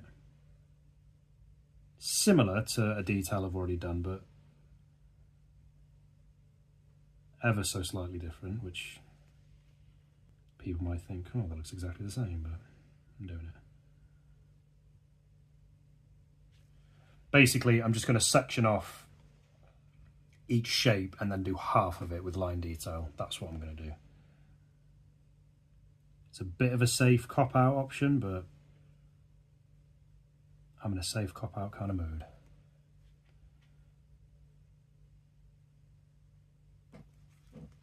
Yeah, I'm not going to fully line it in because I really wanted to do the lines at different thicknesses. Like before I've done this kind of drawing where I'll just whip out the, say, one, so I'll whip out, and I'll whip out to imply something different. So this one, this big thing here, and I'll just do every single section the same line width, but I didn't want to do that for this one.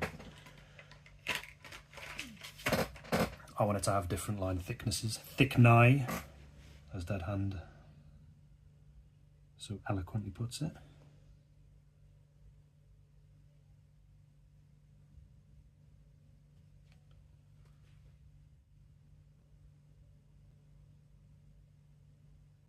I'm not going to do anything in the background because I pure, plain and simply cannot be bothered.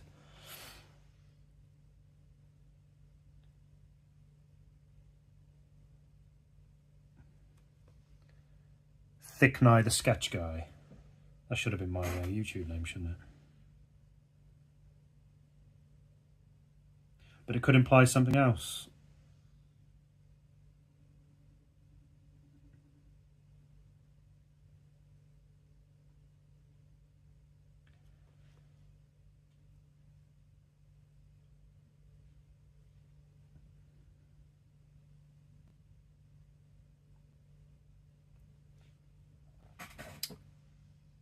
$2,000 likes on TikTok. Thank you so much to everybody who came in and liked. Really appreciate it.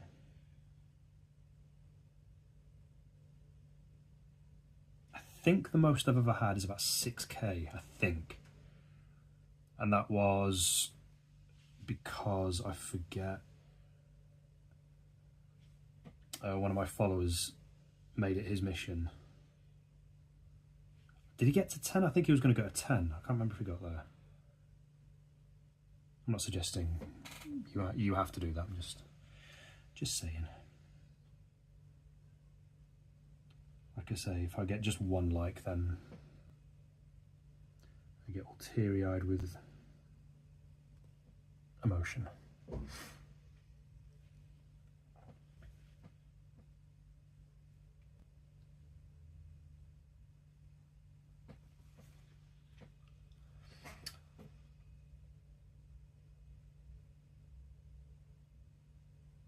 When you get a shop together, how much are you thinking per print? For these ones, I've still yet to work out the print price. So it's funny, the originals were actually easy to price up because I just did it by hour. So this one is £200, I think. Yeah, that's 200 and that one's 300. For the prints, I think for the A5 ones, these ones, I think they were going to be 20. I have written this down somewhere. I think they were going to be £20, I think. And then the A5 ones, these are A5, the A6 ones were going to be between 10 and 15. It's kind of hard to price them up because, I mean, I suppose I could look back. I have got all the videos saved. I mean, if I do it that way where I time it, like if I was doing this as an original, I mean, this would probably be about £100 or something. I find it quite hard to judge print. I think I did say, I think the colour, yeah, I think, okay. I think the way I was going to do it was the A6 ones were going to be 15, the black and white ones were going to be 20, and then these I was going to print, is it this one? No, where are they? Yeah, and then these ones were going to be 25, I think. Yeah, so these were going to be 25, but I can't edit these for prints because of, like I said, they weren't originally intended that way. And the time it would take to edit it properly would take longer than it did to draw it. So what I have done is I've bought a new sketchbook here specifically to kind of replicate those ones that I've drawn, and they're going to be originals as well. So there's going to be one original that you can buy, and then I'll do prints for about 25. But I think I settled on 20 for these. I think I did. I'm sure I wrote it down. But I think that's how I played it. I think the A6 colours were 15, these were 20, and then the coloured A5s were 25. I think that's how I did it. I'm going to get you over 60. Oh, thank you so much. Yeah, these ones were going to be £20. I'm sure that's how I priced it. I think these were the middle ones, yeah.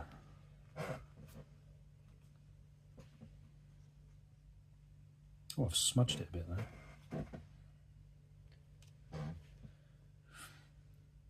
Yeah, £20. Yeah, because what I wanted to do was I wanted to have things available at all sorts of price points. So, like if £200 to £300 for an original piece was out of you, because I understand that's expensive, there were going to be cheaper ones. I do intend on doing things like, people have mentioned to me things like stickers and badges and things like that before, which is something I definitely would absolutely do. But like I say, because my mind kind of goes everywhere and I get excited about new ideas and stuff, it's one of those things that will be available, but I'm just going to focus on getting these things done first. And then I can do things, stickers and badges for like a few, I think they're only like a few quid people sell them for. So there's the idea eventually being that there's going to be something available for everybody at kind of any price point. So like if you want to buy bigger stuff, you can buy that. Like I'd love to do a canvas piece. So like the next step after all these would be, I've done an A4 piece, well I suppose 9 by 12. The next step would be an A3 piece, maybe on a canvas, and then they could go for say your £400–500 marks. Then eventually go to a bigger canvas, and at the same time go the other way, go to an even smaller piece to make them more affordable. Yeah, I do want there to be something for everybody. I don't want to just be, here's something for £1,000, have that. I'll always remember a video, Dead Hand as well helped me stick to my guns on this, because I thought, oh, is £300 a bit much? And he's like, no, if you've priced it up that way, that's your thing. There was somebody who painted, I think it was a shark, and it must have been, I want to say it was like a square canvas. I can't remember how big it was. And they priced it at 70 grand. I was like, beep. And somebody in the comments went, oh, it's good, but it ain't worth 70 grand. And the comeback was the best. She just went, well, I've just sold it for that, so it was. And it was like, yeah, never second guess yourself. Not everyone's going to think your pieces are worth that much, but stick to your guns. If that's what you value it as, that's what it is.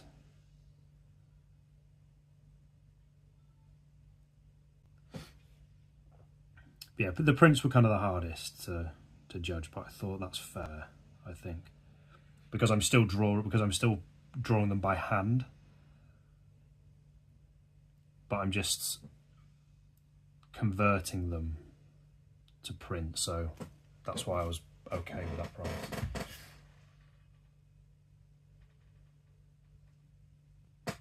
What we're on now, 3.7k. Thank you so much, Ro. Smash that like button.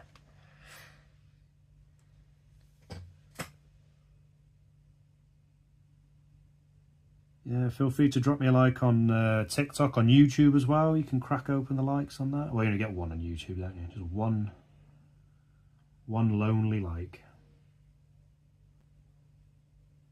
But it's better than nothing. So I'll never grumble at a like on YouTube, ever.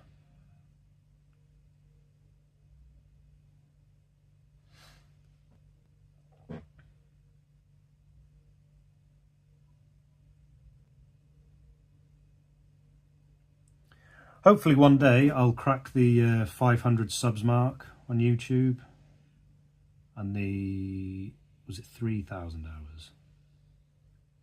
No, I've pulled that number out my rear end. It's 500, isn't it? It was 1,000 hours, then it's 500. Yeah, 500 hours across the year. I think I'm at about 270.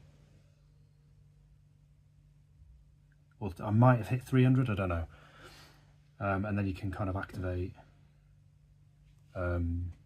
monetization, can't you? I don't know if that includes super chats on live though. I do not know. My assumption would be that it does, but I just don't know. I just don't know.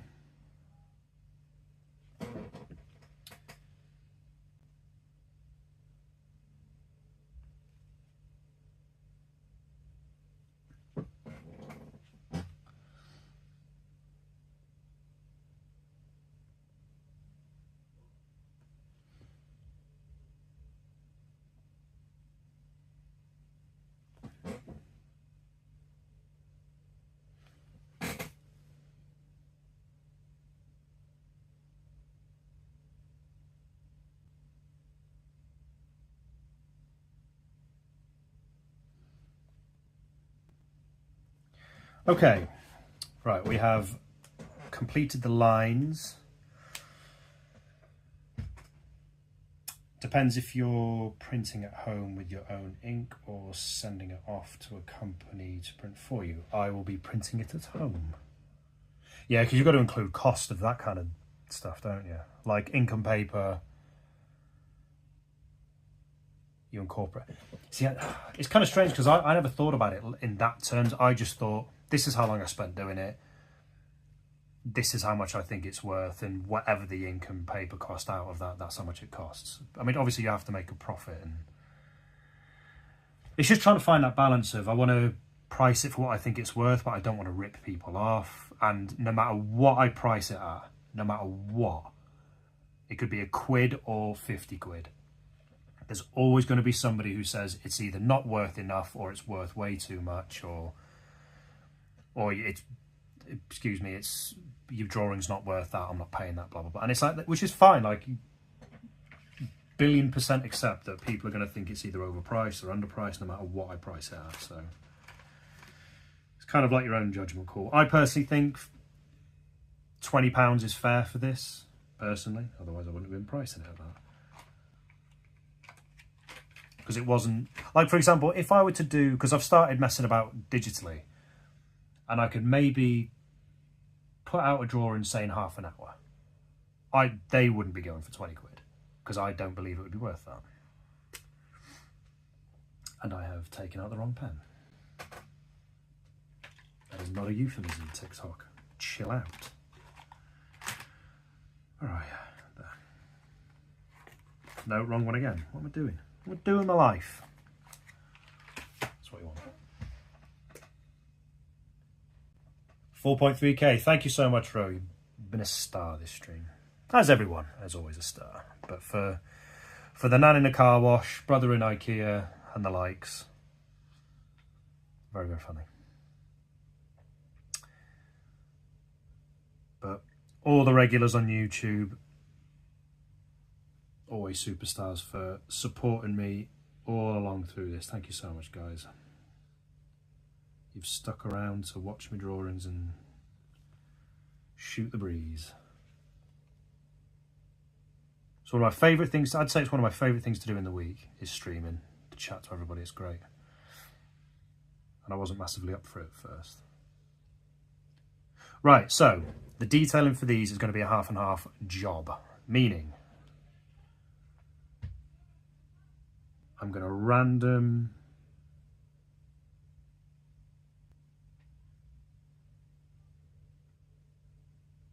in fact, I'm going to be a bit more precise, and I'm going to do the lines on the bottom half. So I'm going to half and half it through the middle, horizontally, so that way, not that way.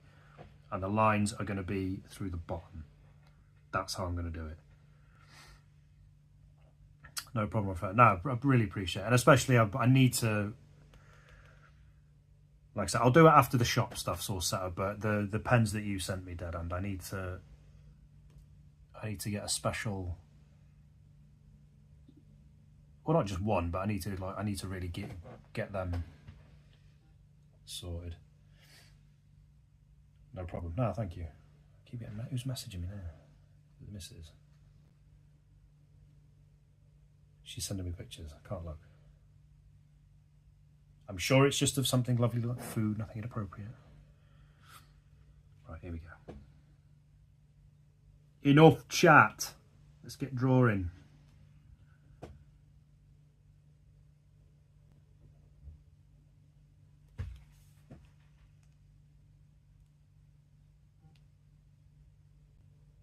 Boop.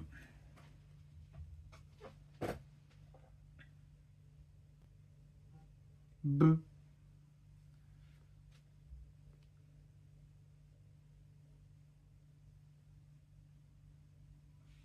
Oh, I don't know. Am I going to change my mind last minute here? I like that. I like I like the splitting of the shape. But ooh, I don't know.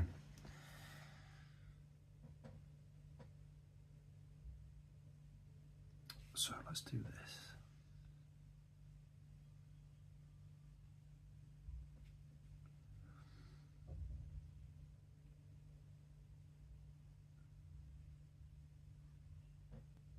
Do I go straight across? Yeah. Oh,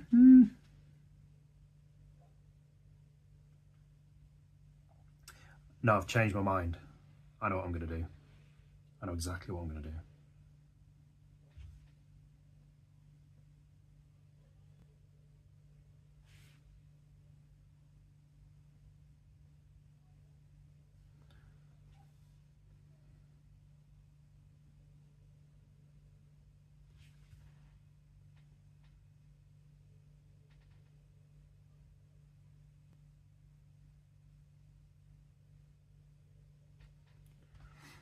A last second plot twist, indeed. Yeah, I know what I want to do here.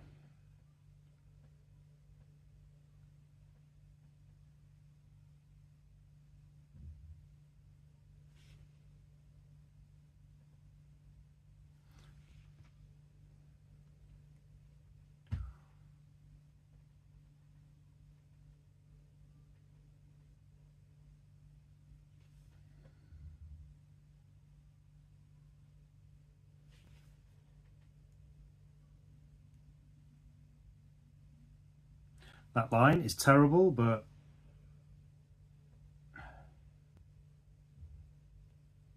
it's fine.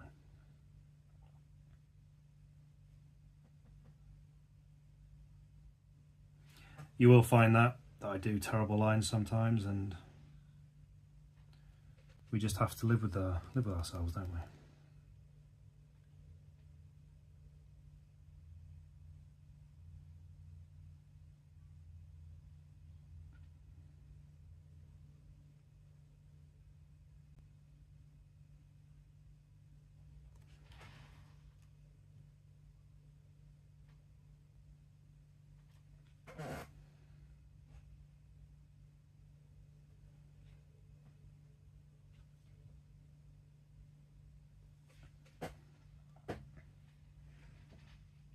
$5K. Oh, thank you so much.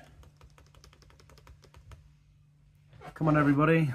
Go on a liking spree.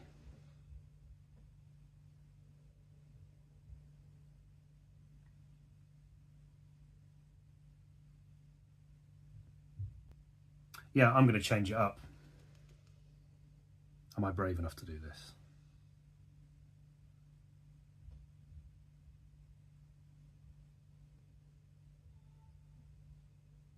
Oh, God. No. Am I brave? Just do it, you pansy. Right, okay. Right.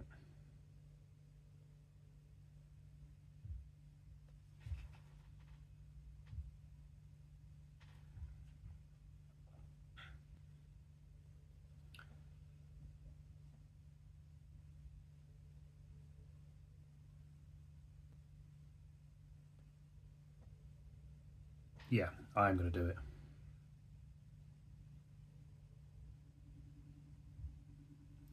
Change my mind, I'm going to do an inset line.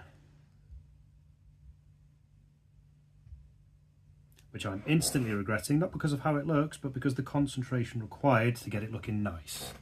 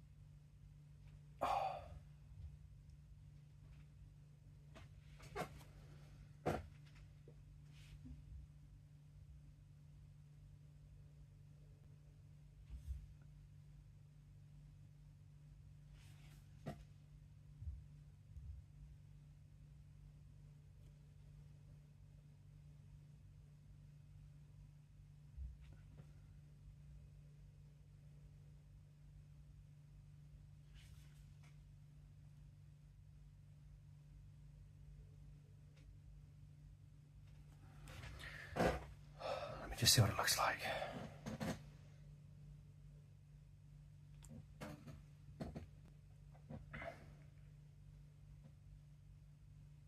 Unsure. Can I?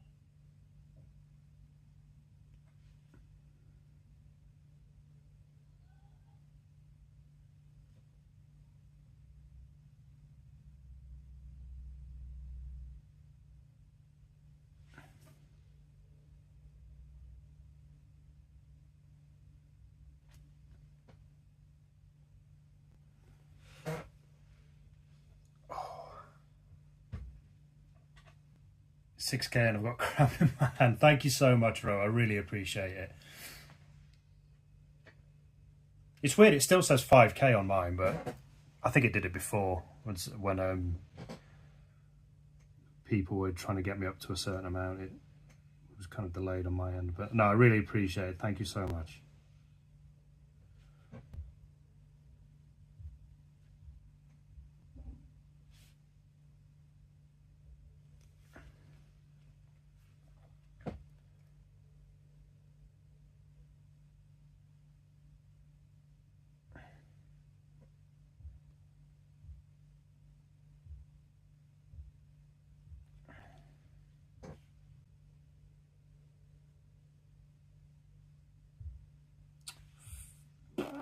Swear word.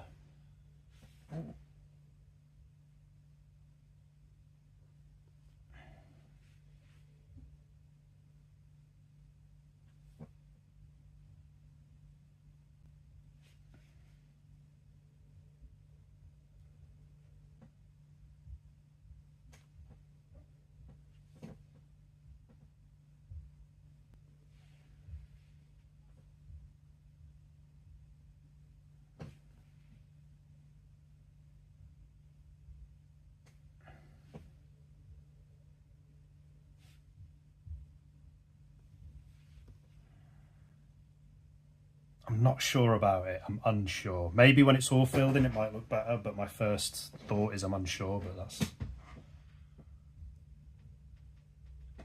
that's the whole point though, isn't it?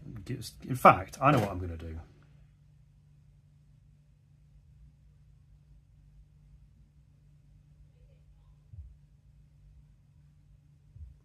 This was a detail I used to use in my older drawings.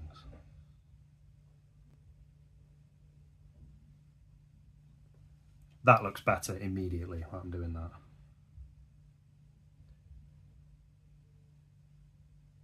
Normally I'm a bit more precise with the spacing of these horizontal lines, sorry, but with the way I used to draw them like this,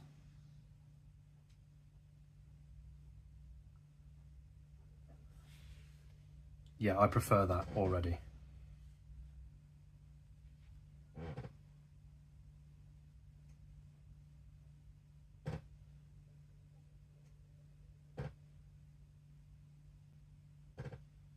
I mean, that was actually my initial idea, was I was going to split the shapes and then do a line detail within them, but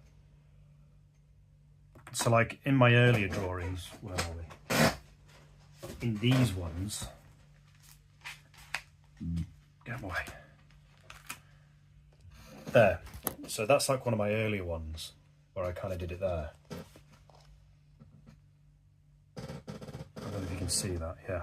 Why is that behind? But yeah, on this one here I did it, and on a few earlier ones as well. Not that. That is rank. I hate that one, by the way. There. That's a good example. That one there. That one. There. That's kind of what I'm thinking of there. That's a really early drawing I did. It's a little bit more precise on the line work, so this one, but on that picture it's an outset line, whereas on this one it's an inset line, but I just, yeah, I think that's, yeah,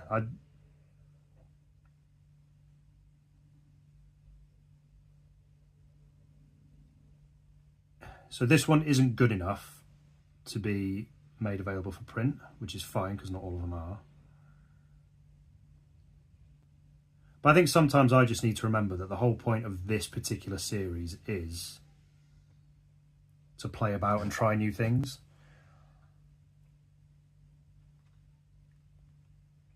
Like I've had a few. There was another one I didn't like.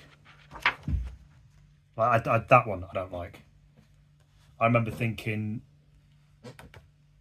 like when I was darkening in the blocked bits, I wanted to make it look rougher, but I don't like the composition of it either. It's just a blob. I don't like this one. I think it's really rough and horrible. I don't like that. There's another one. That one's a bit too random for me. I think I tried to be a bit more expressive and I just don't think it works. Same with that one. In fact, I don't like either of these actually. That one was an idea of like the panels and the sort of pixel grids, like the backgrounds in Axiom Verge, but I just, no. I don't like that one either. I think it's just a bit meh. So yeah, there are going to be ones where that one as well, like the detail in that is just disgusting. Whereas that one I think is one of my favourites. I think that's really, as is that one, hence the print. But yeah, sometimes it goes like that, where I'll do a drawing and it just looks a bit meh. Like, I don't mind this one, but it's just okay, I think.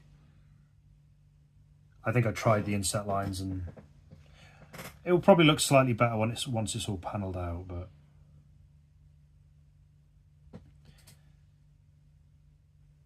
yeah, as well, because of, like, I'm struggling to concentrate because my eyes are a bit funky, it was the wrong choice as well. Like, really struggling to concentrate on doing an inset was just a silly idea.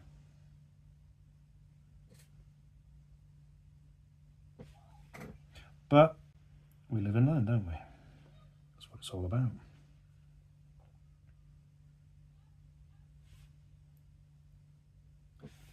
We live and learn.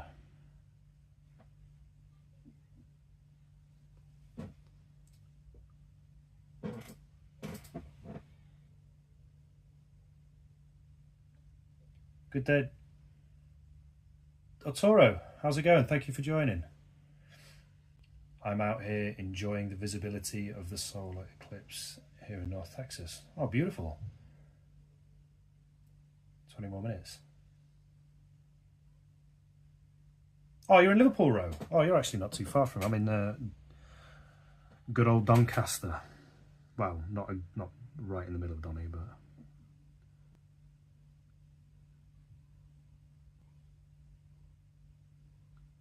how are you doing, Atoro? It's been a minute since I've seen you on. I recommend going to follow Atoro as well. He does.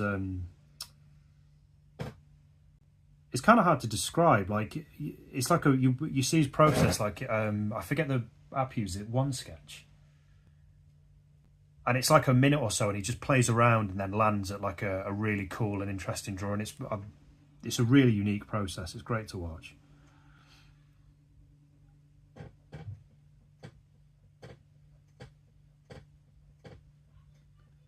But because I'm such a lazy bum, I'll probably catch the eclipse on YouTube.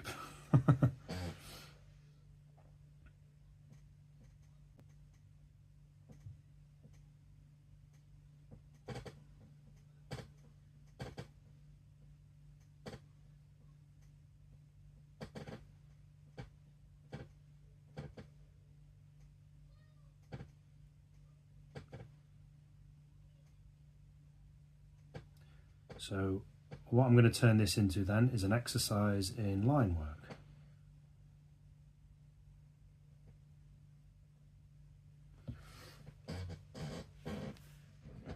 Yeah, it's not looking. I think now that I've put those horizontal lines in, it looks all right. It doesn't look great, but it looks all right. And I think maybe as well, just to add a bit more, just kind of panel it out a bit.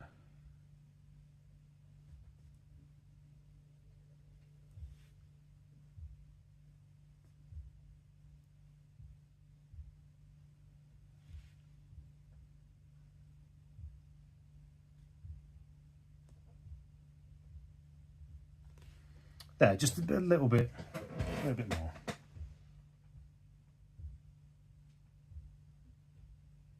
How was it? Don't show it to the flat earthers, they'll absolutely lose their minds.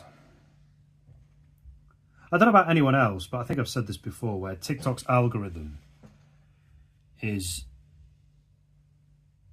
like mega funky. Like, so I quite like watching, I mean, absolute balls of that, but fine. Like, I quite like watching little sort of small videos like about astronomy and the stars and all that sort of stuff. Like I think there's a channel I follow where they do like the backstories of like all the Alien, from the film Aliens, all the races and all the different variants and predators and stuff. Science fiction stuff in general, and inevitably it's led me on to flat earthers. And I've got to say, they might be the most frustrating collection of people on the internet.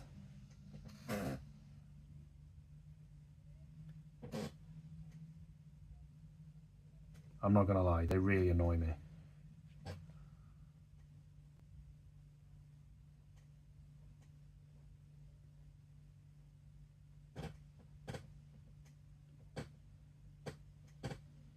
And the reason they annoy me is because I think you are so committed to a lie, because it is a lie. It just means, how can you possibly have a conversation about anything? Like, thankfully I don't know any flat earthers IRL, but yeah, without sounding crude, they absolutely boil my piss.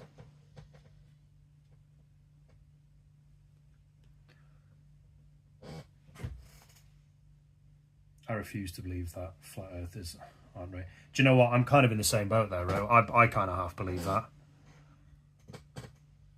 Because I think there was a guy, I saw a debate online. Again, my names are just rubbish with me. It was he a physicist? And he was debating a flat earther. And this flat earther, he must have been in his 40s or 50s. He was wearing a backwards cap, which immediately tells you all you need to know. And I couldn't help but think, he's in an impossible situation now. Because if he's dedicated so much of his life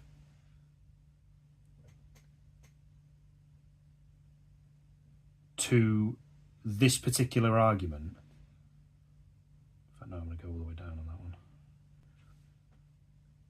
The pride that you would have to swallow to admit that you are incorrect about this, I don't think he could do it. I don't think it'd be possible. Like, a good example of this is, I don't know if anyone's ever heard of the most hated family in America, the Phelps. It was Louis Theroux did a big documentary on this ages ago, and one of the daughters, Megan Phelps, got out And I was so impressed with the fact that she managed to, off her own back, you know, she got disowned by her family, the bravery and the balls it must have taken to do that. Like, so impressed. So, like, I became a fan of hers immediately. And I remember she told a story about how she went back and she saw her mum. And the way she described her mum almost breaking down and walked off immediately, that made me think, I think her mum knows. Her mum knows that everything or the way she conducts herself is just BS. But she's too committed. She's too far. She can't admit to herself that she's wrong. Because then she would have to kind of admit to herself that everything she's been doing up to this point has been a waste. And she's like destroyed her relationship with her daughter over it. Like, to admit that to yourself. That's just my personal thoughts on it anyway. But I think that's what goes on with flat earthers. It's like they've dedicated. So for example, like with science, like I heard someone say, the goal isn't to prove yourself correct. The goal is always to try and prove yourself wrong, or trying to prove something incorrect, because that's progression. You new information, you find out new discoveries, blah blah blah blah blah. But the kind of convenient and I suppose safety blanket of flat Earth is because it's not true. The well of discovery is never ending because it's wrong. So you can just forever dedicate your work, again in air quotes, to proving that the Earth is flat. You're giving yourself the excuse to always dedicate your work, again, to proving that the Earth is flat, because there is no end, because it's not true. It's just giving yourself a purpose kind of thing. I think it must be that. I don't think they can't believe it, because there's too much to show as BS. So it's that whole thing of justifying it as a means of continuing your work. No, I was just saying that the eclipse is happening, and what I was saying, Uni, was like I really like science fiction, and so, you know, people do videos on hypotheticals, like, you know, what if the Enterprise was real, or, you know, all this kind of stuff. And inevitably, when you kind of scroll through videos on TikTok of like, you know, just space, you know, new planet discovery, even science fiction stuff, it inevitably turns up and puts you on a flat Earth page. And I was just saying that they're probably the group of people on the internet that annoy me the most, I would say, because of how committed to a lie they are. And I think it's a pride thing. I think they're too proud to, they'd be too embarrassed to admit that they're wrong. I know Ro on TikTok chat was saying that they're rage baiters, and I'm like, yeah,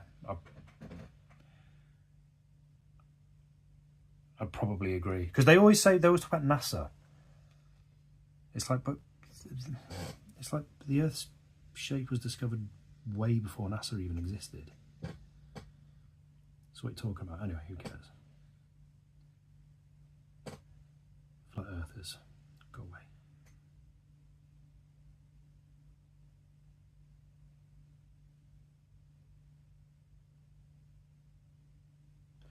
Where are we at? I've not even checked my battery. What are we at? Oh, so I will apologise now. The stream on YouTube is about to end because I've got 3% battery. So it's still going on TikTok. So for the people in YouTube, if you want to shoot over to TikTok, you can carry it on there. But the one on YouTube is about to end. How long have I been going? 2 hours? I normally get 3 hours out of this phone. What's happened? Have I accidentally... Right, what I'm going to do is I'm going to end the stream on YouTube. Well, in fact, no, I'll just let it run its natural course, actually. I'll just let it die. So, for the people on YouTube, if it goes, then you'll know why. but you can hop over to TikTok and it's still going on there.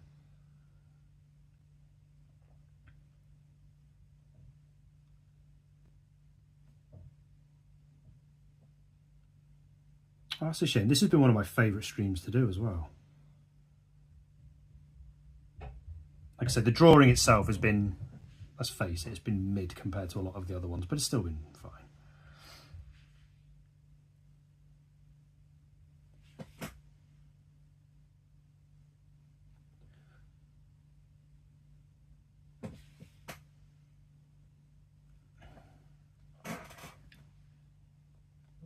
But yeah, I'll try and get as much of this done before the battery does go.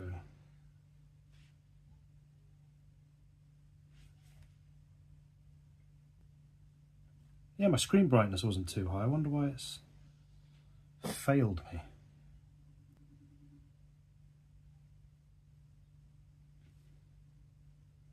Because I've had streams 3 hours long on that phone.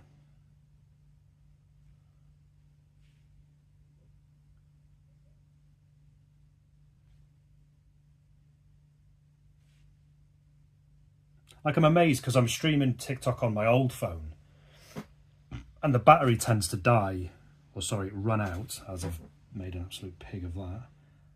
It tends to run out quicker on this old phone.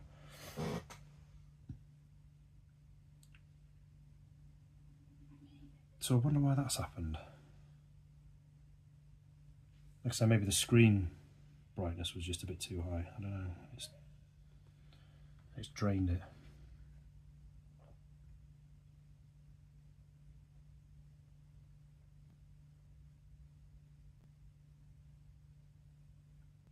Like, I know I've chatted quite a lot on this stream, but I've had loads of streams in the past where I've been really chatty and still managed to get it done, but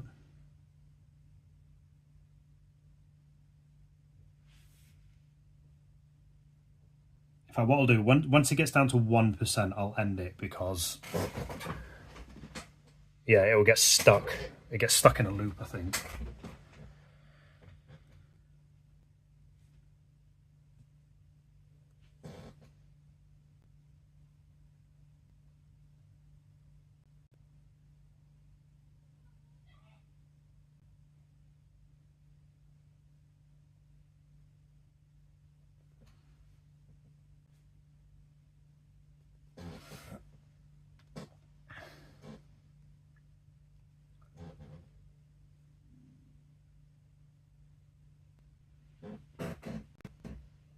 Right, dead hand. Yeah, I'm surprised at that. I am genuinely surprised that the YouTube stream's going to end. I mean, I've done enough, like, do you know what I mean? Right, for those on YouTube, I do apologise. I'm going to have to end the stream now because my battery is going to die. But thank you to all who popped in, Coob, Dead Hand and Uni. Thank you so much for popping in on there. But if you can, hop over to TikTok and I'll be on there and I'll finish it off. But thanks again. Next time I'll be on YouTube is Friday, as you all know. But yeah, pop over to TikTok and I'll be on there to finish this.